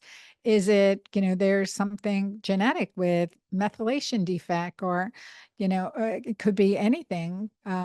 And so a sulfation defect, especially anything that can affect our P450 enzymes in our liver. So we want to clean that up, right? Just like you send a car in to get an oil change. We want to do a good filtering. And because it's going to have to process our hormones, and we want to, if we're replacing hormone, replenishing, I like to say I replenish hormones, not replace them. If we're replenishing hormones, then we want to do it safely, so your body's metabolizing them well. And that also comes in why the medicinal menus are so important, and fixing the gut, healing the gut is critical to hormone balance because of our estrobolome, and it's also critical for longevity. So with that said, like, I want the foundations taken care of, and yet still client very symptomatic, I can say, look, I'm going to start you on these I'd like to start you on these hormones now. We may be able to wean off them, especially that perimenopause time period. So, but I rather, like, within 16 days, we see an 80 to 90% improvement in symptoms, and we can retest and see where do we need to supplement. So then, the adaptogens come in. I start with my progesterone and pregnenolone combination first. That's my balance cream, because those are the mother hormones. And from there, we'll support our steroid hormones, our sex hormones, DHEA, testosterone, and estrogen. So we'll support those top down that way. And that's the first hormone, statistically from age 35 to 55, we lose 75% of our progesterone. So why wouldn't we be replacing it? In contrast, we lose 50% of our estrogen during that time. So then when do we add in estrogen? Again, we can talk about this a lot, Cynthia. I'm going off on a tangent, but I usually start with progesterone, pregnenolone. I start with adaptogens, cleaning up and detoxing, and then progesterone and pregnenolone, usually cyclically in the perimenopause, and then continuously, with the exception of 1 day off a week or 3 to 5 days off per month in the postmenopause, and then DHEA, and then testosterone and estrogen. I think that one thing that this really reaffirms is how critically important lifestyle is, because how many women listening maybe got started on replenishing their hormones? Let's find that reframe. And they then find that they start gaining weight. And likely because the foundational elements had not been addressed. And I do think the alkaline diet is really very, very important, really encouraging us to eat nutrient dense vegetables and to be conscientious about how we're choosing to eat.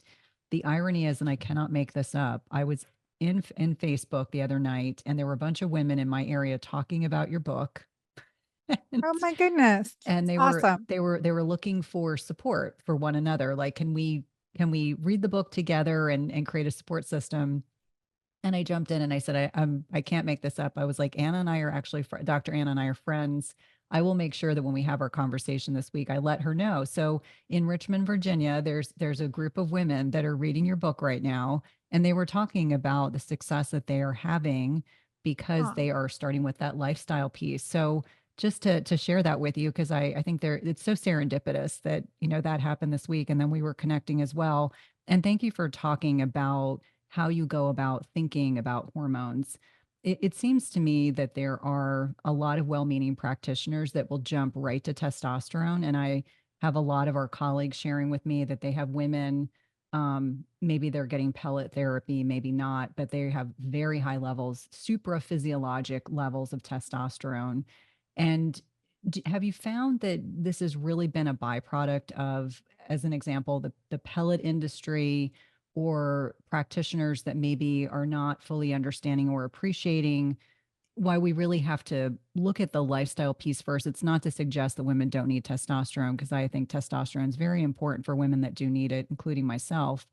But having said that, I'm sure you're probably getting referrals or women that are showing up in your offices that are having supraphysiologic, which means higher than it should be, in otherwise healthy females. And how are you going about, again, broad level concepts? How are you going about having those conversations of helping them understand that their levels are not in an optimal range to protect them or for their health? Yeah, it's a super important conversation. And, I have lectured for pellet companies, and I've instructed others on appropriate use of pellets, I mean, over the years. And I consider pellet therapy a short-term interval. First of all, you don't want to keep getting injections and, or incisions all over you regularly. That's number one. But second is because of those high physiologic levels, it can be so nice when you're like that perimenopause, menopause transition. You can't, like I can't do one more thing, like taking a vitamin, let alone a pill or whatever, any day is just crazy. That's so nice to get that pellet in at a ideally a physiologic level. And the issue that I've, is with these high levels, when we have high levels testosterone, like we are with, birth control pills, they're suppressive to our own body's glandular and natural production. So what happens when you stop? You get a complete withdrawal issue. And so there's published scientific articles on depression and suicide post testosterone withdrawal. And so I don't want that to happen to anyone, not to mention those high physiology drives behavior. What happens with that higher testosterone physiology? Anger, affairs. I mean, like I've heard it all.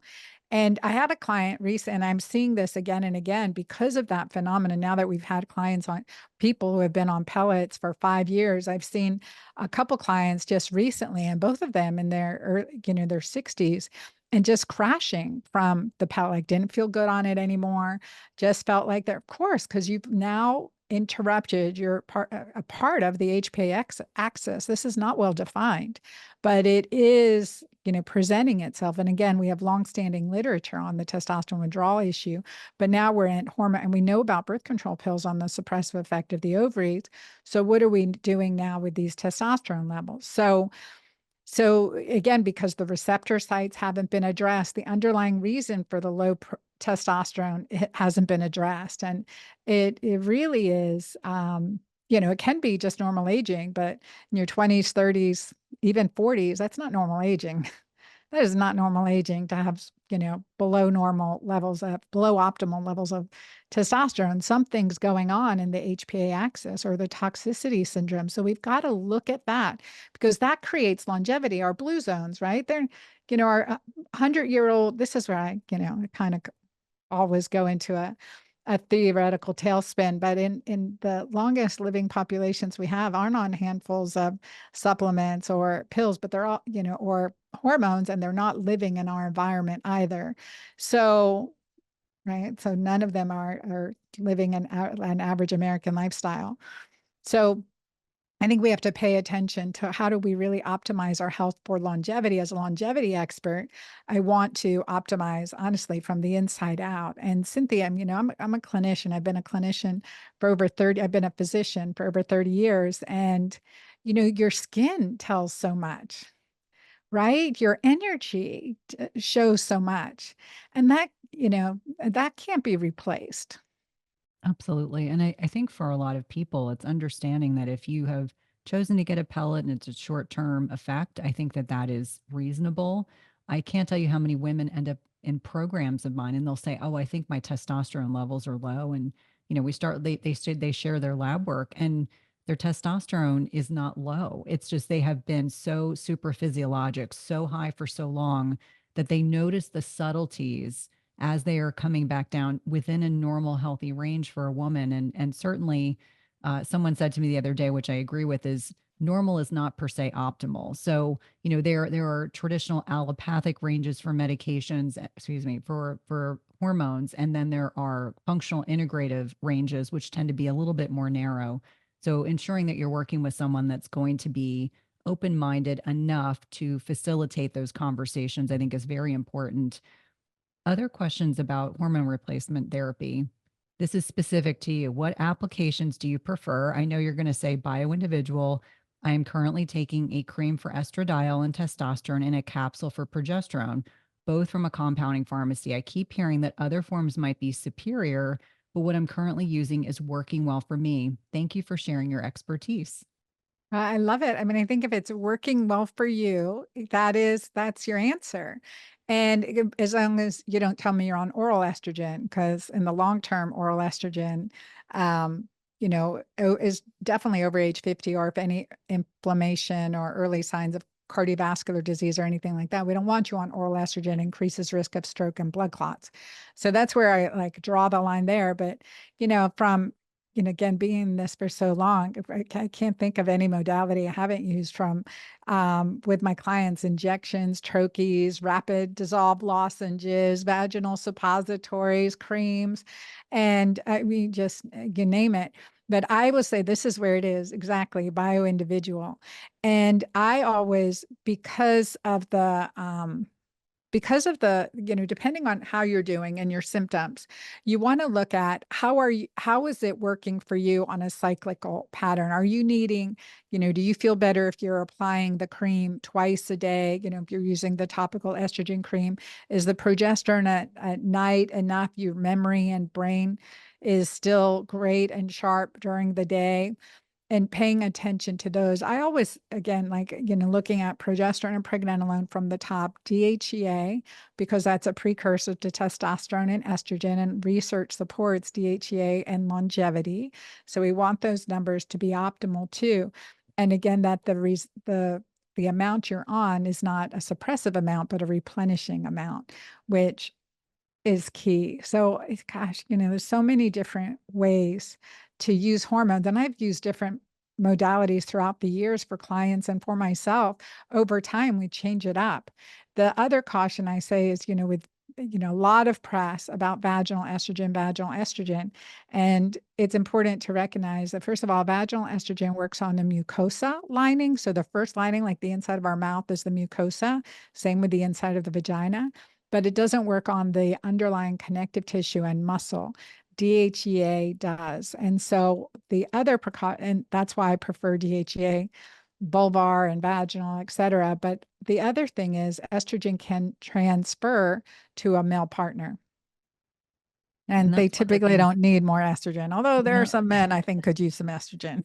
Yes. Well, and that's one of the things that you mentioned to me when we were recording for your podcast, was how long that estrogen can be transmissible. This was something that I think is very important for women that are using vaginal estrogen therapies to understand that it is not just, you insert the vaginal estrogen at night, and then by morning, if you want to have sex with your partner, in some people it can last, I think 12 to 18 hours is what you had shared with me. And I thought, oh my gosh, how many women don't realize that? I mean, I kind of assumed if I used it at night, by morning it would be fine. We're having a fence installed and it's pouring rain outside, and my dogs are barking at the poor guys that are running to their car because it's pouring out. Hey. Oh my gosh. Sorry, but we'll just edit this out. Guys, shh. Coop, come lay down. Sorry, normally they're slugs.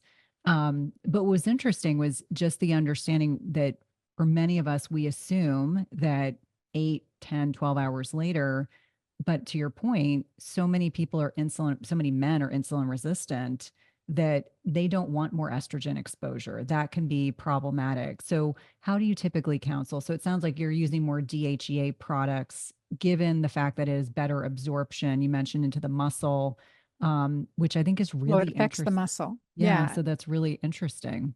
Yeah. So you see that, and again, I've been doing this a long time, and as a vaginal surgeon, right, for incontinence, et cetera, estrogen it helps decrease the vaginal atrophy, but it doesn't improve the elasticity and the muscle of the vagina and the bladder. And so I was doing incontinence surgeries and I wanted to get great results. So I started using DHEA and testosterone vaginally preoperatively. Estrogen just wasn't enough. So I just, replaced it with DHA and testosterone pre-op. And then they'd come back for their pre-op appointment, like 2 months. I want them good tissue, because you've seen bulletin boards for mesh erosions and all that stuff. I'm like, I don't want any of my patients to deal with that. Well, then they come back in for their pre-op appointment a couple days before their scheduled surgery. They're like, Dr. Ann, I've ran 5 miles. I didn't have to wear a panty liner. I'm not leaking anymore. And I was like, good for you, bad for me. But that's how I discovered this, like using this and the difference it makes over estrogen. It is superior, is far superior to estrogen vaginally, without a doubt. And although there are sometimes still want to condition the vagina with estrogen. I just have found that testosterone in and of itself, or with, DHEA in and of itself, or with testosterone is far superior. And being a gynecologist too, what really made me look up the research is I had a client who had I was doing her pap smear, and I was like, there's a ton of cream in here. What is this? She goes, you're kidding me. It was the Invexi suppository 2 days ago. And I was like, are you sure it was 2 days ago? And she goes, absolutely. And I was like, it's not absorbing. And that thing is, the more postmenopausal, if we don't have that good hormonal condition, we have lack of absorption. So it's even a slower absorption rate. So I know that if we live long enough in menopause, the statistical likelihood we will develop, it's a terrible acronym, GUSM, genitourinary symptoms of menopause. I think by age 60, it's like 70%. By the time you're 70, it's 80 to 90%. So what you're saying is, as we're making this transition from perimenopause into menopause, we're losing estrogen in the vaginal walls. It impacts the pH, which impacts the lactobacillus, which are the microorganisms that are there to help secrete mucus and keep everything moist. So estrogen is, I'm going to make an analogy. So if we think about estrogen, yes, it is helpful, but it's not ultimately impacting the elasticity, which for so many women is really the biggest issue with why they're having painful sex. Painful sex and So incontinence. yeah, and what's interesting to me is how many of my cardiovascular patients were on chronic, long-term, low-level antibiotic therapy because they had chronic urinary tract infections. Yep. And if they didn't take the prophylactic antibiotics, they ended up developing significant urosepsis. And so for anyone that's listening that doesn't know what that is, it's when you can get an infection in the blood. It can kill you as an older patient. And yet we know that vaginal estrogen, DHEA, testosterone are all very safe to use vaginally. They are not systemically absorbed that I'm aware of. Correct me if I'm wrong. Not to any significant degree, right? Yeah. They work at the cellular level, but it, again, depends on dosage. Yeah. So something to be thinking about if you are not currently taking one of these, and your Julva cream has been amazing. It's something that I know that I jokingly said there was one time we were at an event talking and you opened up your purse and you had a bunch of them and you were just handing them out. And I was like, this is fantastic. This is when you're friends with a GYN and they're thinking about your health on such a substantial level. But, that's why Julva, I think, because But we people get can. personal. Yes, for sure. For sure. Okay. Questions also about HRT. How do you know when to increase estrogen versus progesterone dosing? Are there specific symptoms that you are looking for? I know that's nuanced. Yeah, it's very new. And again, like first thing that comes to mind, I'd like to take a look at your genetics, right? Because some people can't tolerate progesterone very well, and especially oral progesterone. Also, if you're in a high stress state, it's shunting directly to cortisol, and you're going to start gaining weight, and you will know right away that this is not working for you. And so there's ways we manipulate transdermally. Certainly, the pregnenolone with progesterone has a nice, even, distribution and half-life. So that, we have to look at that. And as far as your symptoms, one thing is, I do lab testing, right? I like to test clients' labs, but depending on how you're getting the hormones, whether it's oral, transdermal, troche, vaginal, injection, pellet, et cetera, it's going to depend on how we look at that. And is it going to be blood work? Is it going to be urine? Is it going to be salivary? What are we going to look at? But so with that said, I would typically look at initially when I evaluate my clients, I look at initial blood works. I look at total estrogens and estradiol level. I look at free and total testosterone, DHEA sulfate. And you've got to look at the thyroid. You've got to look at other markers. I look at other markers for longevity in my routine labs. And then, I typically will follow up with a Dutch test because I've been doing this 30 years. I'm a good clinician, solid, right? And I always teach my physicians that I'm training, treat the patient, not the labs. ultimately you have to treat the patient and not the labs. There is such bioindividuality to how we need it. So for, if I'm deciding to use a low dose estrogen patch on you to start, I'm also going to counsel you, look, you may need more, you may need less. We're going to see how you do with this. And then also we're going to watch your estrogen detoxification pathways. And the same with progesterone. For myself and for many of my clients, we do oral progesterone at night, taking a few breaks, do oral progesterone at night, and use the balance cream, the progesterone with pregnenolone, during the day. My mind is just better that way. And, I notice, it has those benefits. So we've got that covered. So I'm not you. And for other clients, I have another physician client, and she's on 400 milligrams of oral progesterone, always only bioidentical at night. And so, that's a heavy dose for me. I need 100, and I use the cream. So I get a 24-hour distribution versus, a 16-hour with just the oral progesterone. So we look at, want to look at those things. What works into your lifestyle? Because that matters too. Do you have small children? Then I don't necessarily want, topical hormone creams. And I, rarely want you, rubbing it on your arms where you're going to embrace a kid, let alone testosterone. So we're going to look at how do we want to use that too, like injection, et cetera. So when do we need to increase versus decrease really is individual, and it depends on your symptoms. There are people, and this is where testosterone has gotten into so much trouble. They just like, oh, a little's good, a lot's going to be better. And then you're super physiologic until you maybe crash or, have some other physiologic side effects. So you have to pay attention to that. The ebb and flow is really important.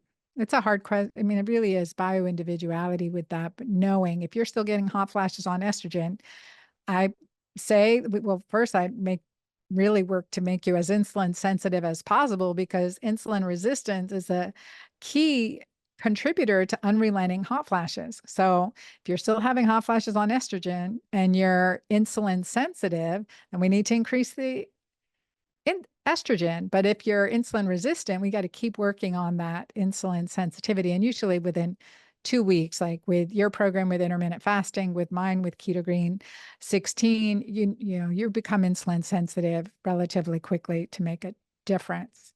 So anyone that just listened to Dr. Anna's explanation, it gives you a sense of how nuanced hormone therapy and lifestyle measures really are, that there's no one size fits all.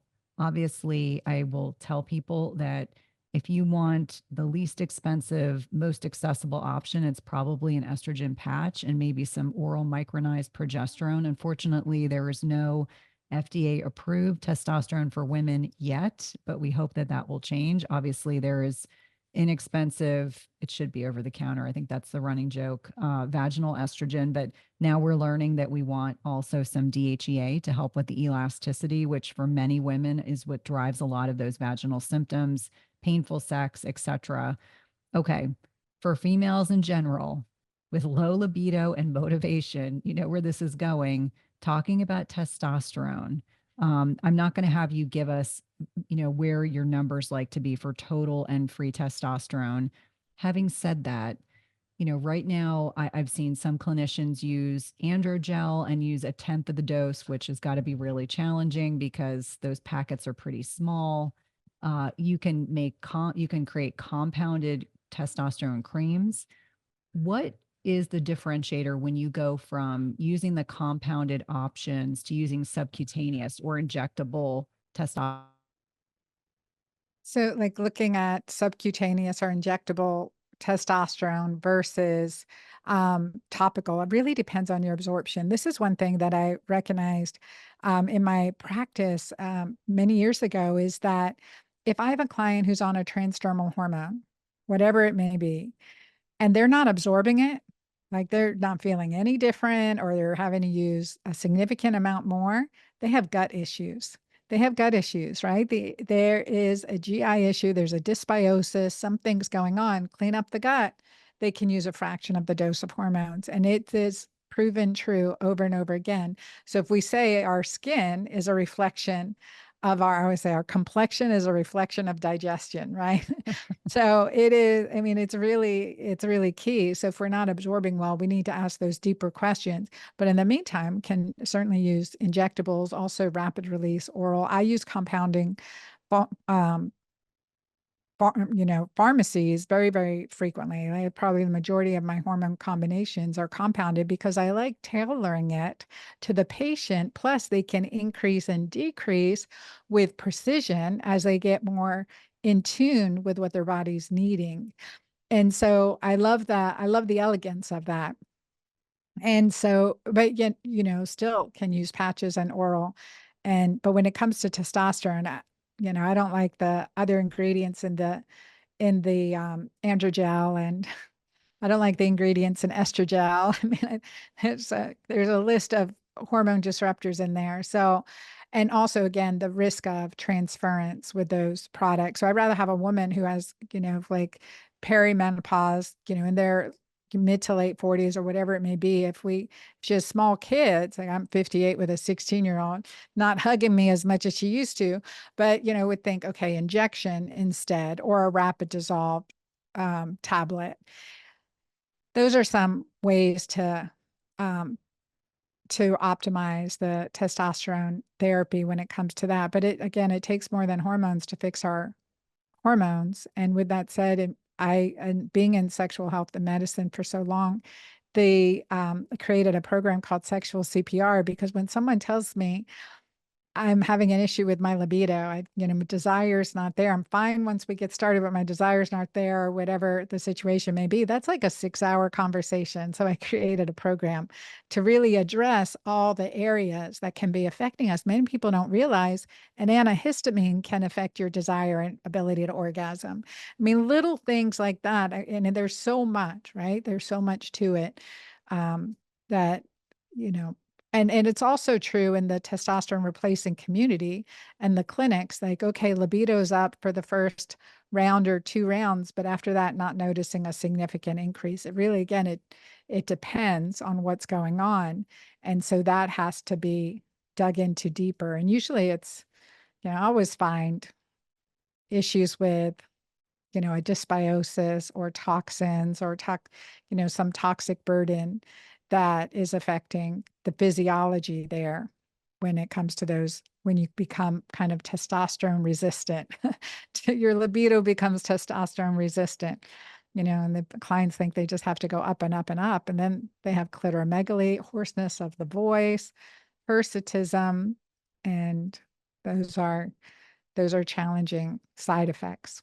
Yeah, and sometimes they don't go away, which is the bigger Exactly right. concern that, especially for women that don't want to walk around with, a very, very deep voice. I have a very distinctive deep voice, but we're talking about male depth, baritone sounding voices. And I think it's so important for female physicians to be having those conversations, or clinicians in general, because there's so much shame around sex. I think even though we are evolving as a society, I think there's so much shame around having sex, not having sex, not feeling like having sex. It sometimes can be challenging to initiate the conversation with your provider. What are some of the things that you do to facilitate an environment with your patients that permits them to feel comfortable enough to share? Because I think this is so important, and it's probably very likely intuitively what is part of your personality, but what helps create the space to have those conversations? One thing that I've learned to do, as a physician, is always have a conversation with my client first. You're not on the exam table. And that's happened to me. That's why I didn't want my patients to go through that, go here, get undressed. Your doctor will come in to see you, and that's your first time meeting them. I'm like, gross. That is just terrible. I mean, I was like in my 20s for my first GYN, and I still am traumatized by that experience. It was just terrible. And then lay down and open your legs. Are you kidding me? This is how we practice medicine? No way. So I have conversations with my clients where they'll close on. I like to get to know who my client is, because I ask personal questions. Have you had adverse childhood experiences? Is there a history of sexual abuse? Is there anything else that you want to share with me? As we get into the conversation and, talking about libido and like, and it's intimate in my questionnaires also. Like, I want to get to know you. And I make sure that when a patient comes in to see me, they know that I've looked at least, some of their paperwork that they've sent in to me. And so they feel like, okay, you're in safe hands. And I want that feeling when I go somewhere. So I want that for my patients. Yeah, it's interesting to me. I can recall being a young woman and getting a referral to a male GYN, and it was exactly that. He could not have been more professional, but I remember thinking, oh my goodness, it's not like you're looking in my ear. I'm having a full pelvic exam. And literally, the first time I'm meeting you, I'm in a paper gown, flat on my back. And that did not facilitate feeling comfortable. At least it's certainly not for myself. I've since that point in time always made sure I've had female GYNs or midwives for that purpose. Now, when we kind I of, have to add in on that mm, because, going into this and you have to ask if we as patients start to advocate, then we change a system. So I advocate for that really, but I also, again, I'll talk with a patient in my office first, then go to the exam room. And I had a physician in my practice recently. She was my patient and she's like, no GYN has ever listened to my lungs or heart. I do eyes, ears, mouth, lungs, thyroid before I ever, abdomen, before I ever do your breast exam, right? Before I ever do your breast and then pelvic exam. So, I mean, it just like, questions, interaction, get rid of the stress, relax. You're in, again, I want my clients to feel like they're in good hands. I want to feel that same way. So I think, I don't know, we should start advocating for that, honestly, to the best of our ability. But it's a challenge in the busy insurance-based practices. You've got 5-10 minutes with a patient. They have to be dressed and ready, but at least, to examine them. I don't know. I don't practice that way anymore. But I remember when that was a challenge, I still new patients always came into my office first. which makes a great deal of sense. And I'll share a funny slash not funny story. There was a very well respected cardiologist male that I used to work with. And when I transitioned from seeing patients in the hospital to the office, he was explaining, his strategy. And he said, you never sit. And if the patient has a list, you have to get it from them. And I said, what do you mean? And he said, if he who has the list is in control. And Mm, that was his mentality. He said, I look at the list, I see where the questions are, I answer them quickly so that I can stay on task.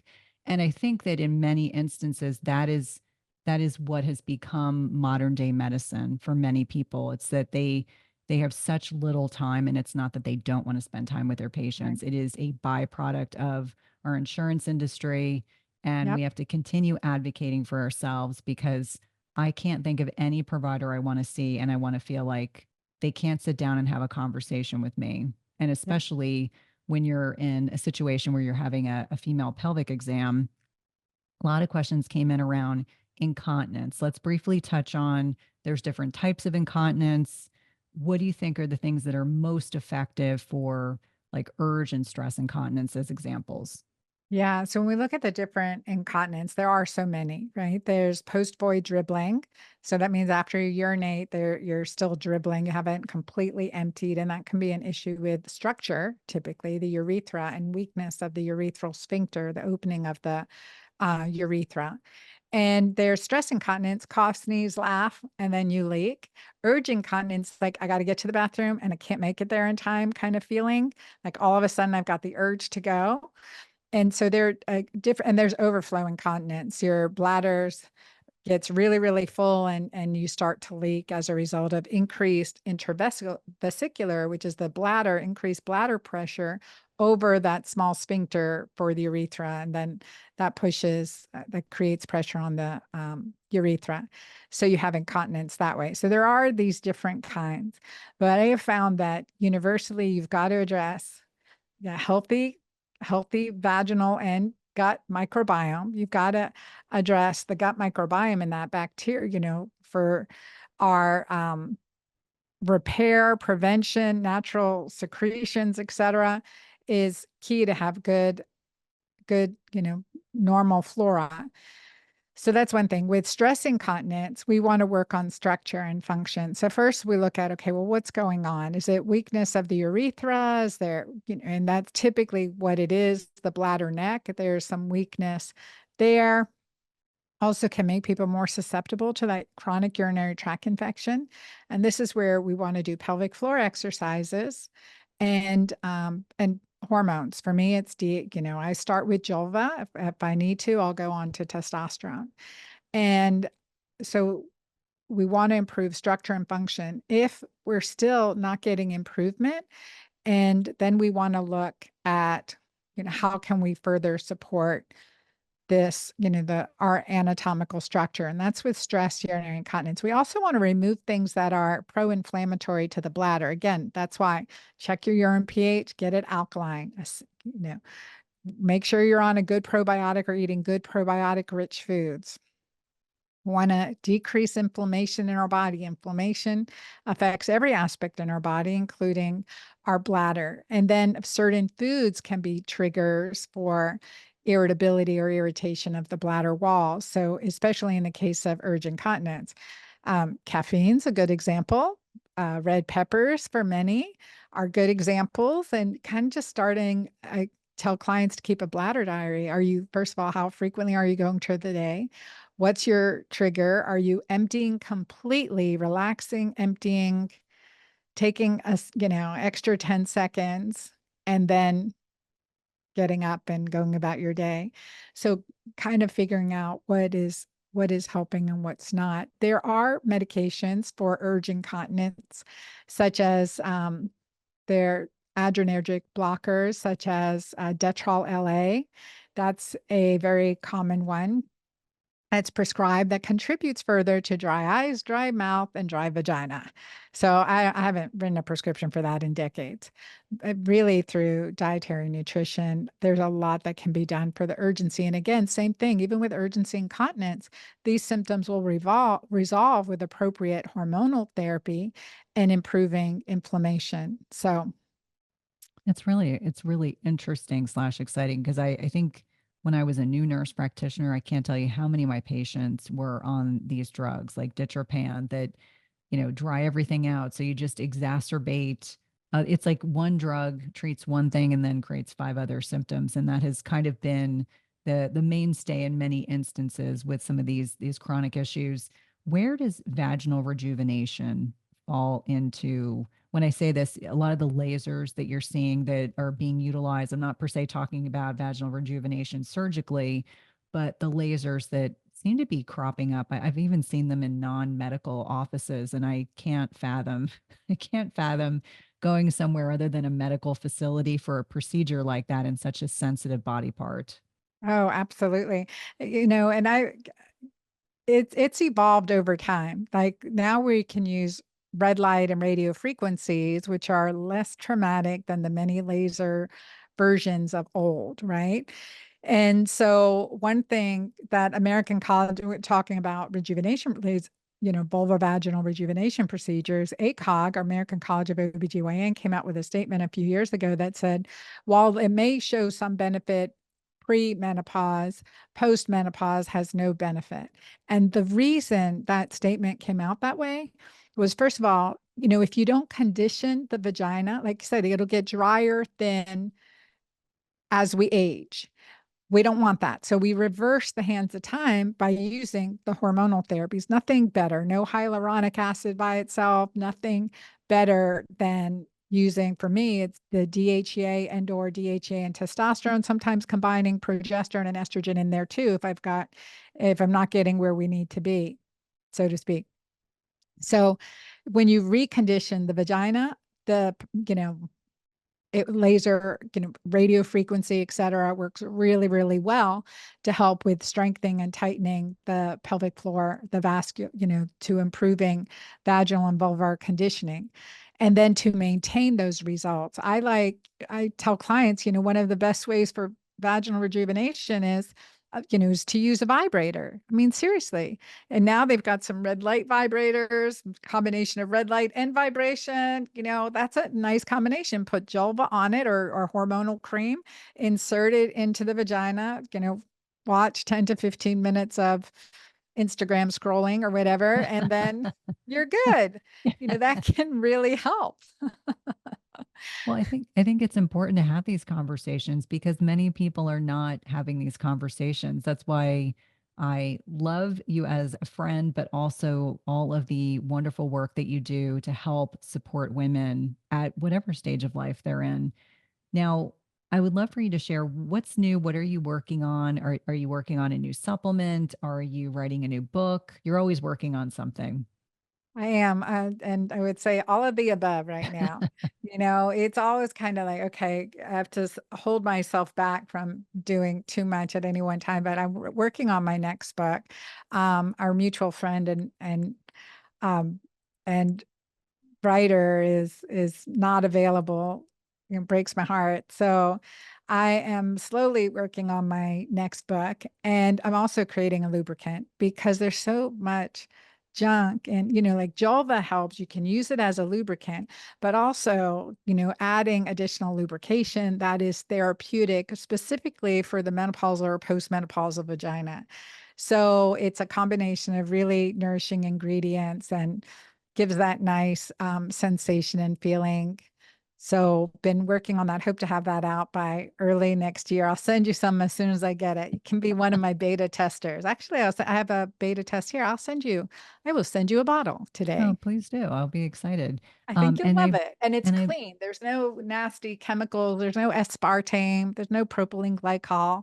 Yeah. So it's a shame when you think about a lot of things like parabens and things that are in products that we're putting in such a sensitive body part. It seems it's mind blowing. And ultimately it's done because the ingredients are likely inexpensive, but ultimately in such a vascular sensitive body part, you don't want to have those kinds of things. Please and let like listen. oh Yeah. wait, sorry. And then like Vaseline or something, right? Like that's just Yeah. terrible. And you don't want to decrease sensation. You want to enhance it, especially as you Yes, get older. So absolutely. Absolutely. All right. Please let listeners know how to connect with you, how to purchase your books, purchase your products, find you on social media. yeah, so definitely come to my website, dranna.com, DRANNA.com, and have my hormone masterclass going now, my Magic Menopause 8-week program. So, a way to work with me virtually in that program, as well as on social media at The Girlfriend Doctor. So, and let me know that you heard about me here with Cynthia. Awesome. Thank you again, my friend. Hey, if you like this video, you guys are going to love this video, and I'll see you there. If you have either uncontrolled diabetes, and this goes for type 1, type 2, LADA, MODY, any form of diabetes, if you follow the standard, if you follow no advice, you're probably going to hasten your death even more than 3.5 years for each decade you have it. But if you follow the standard advice, the state-of-the-art advice, the scientific consensus advice, then yeah, you're probably going to be knocking 3.5 years off your life for every decade that you follow the American Diabetes Association recommendations.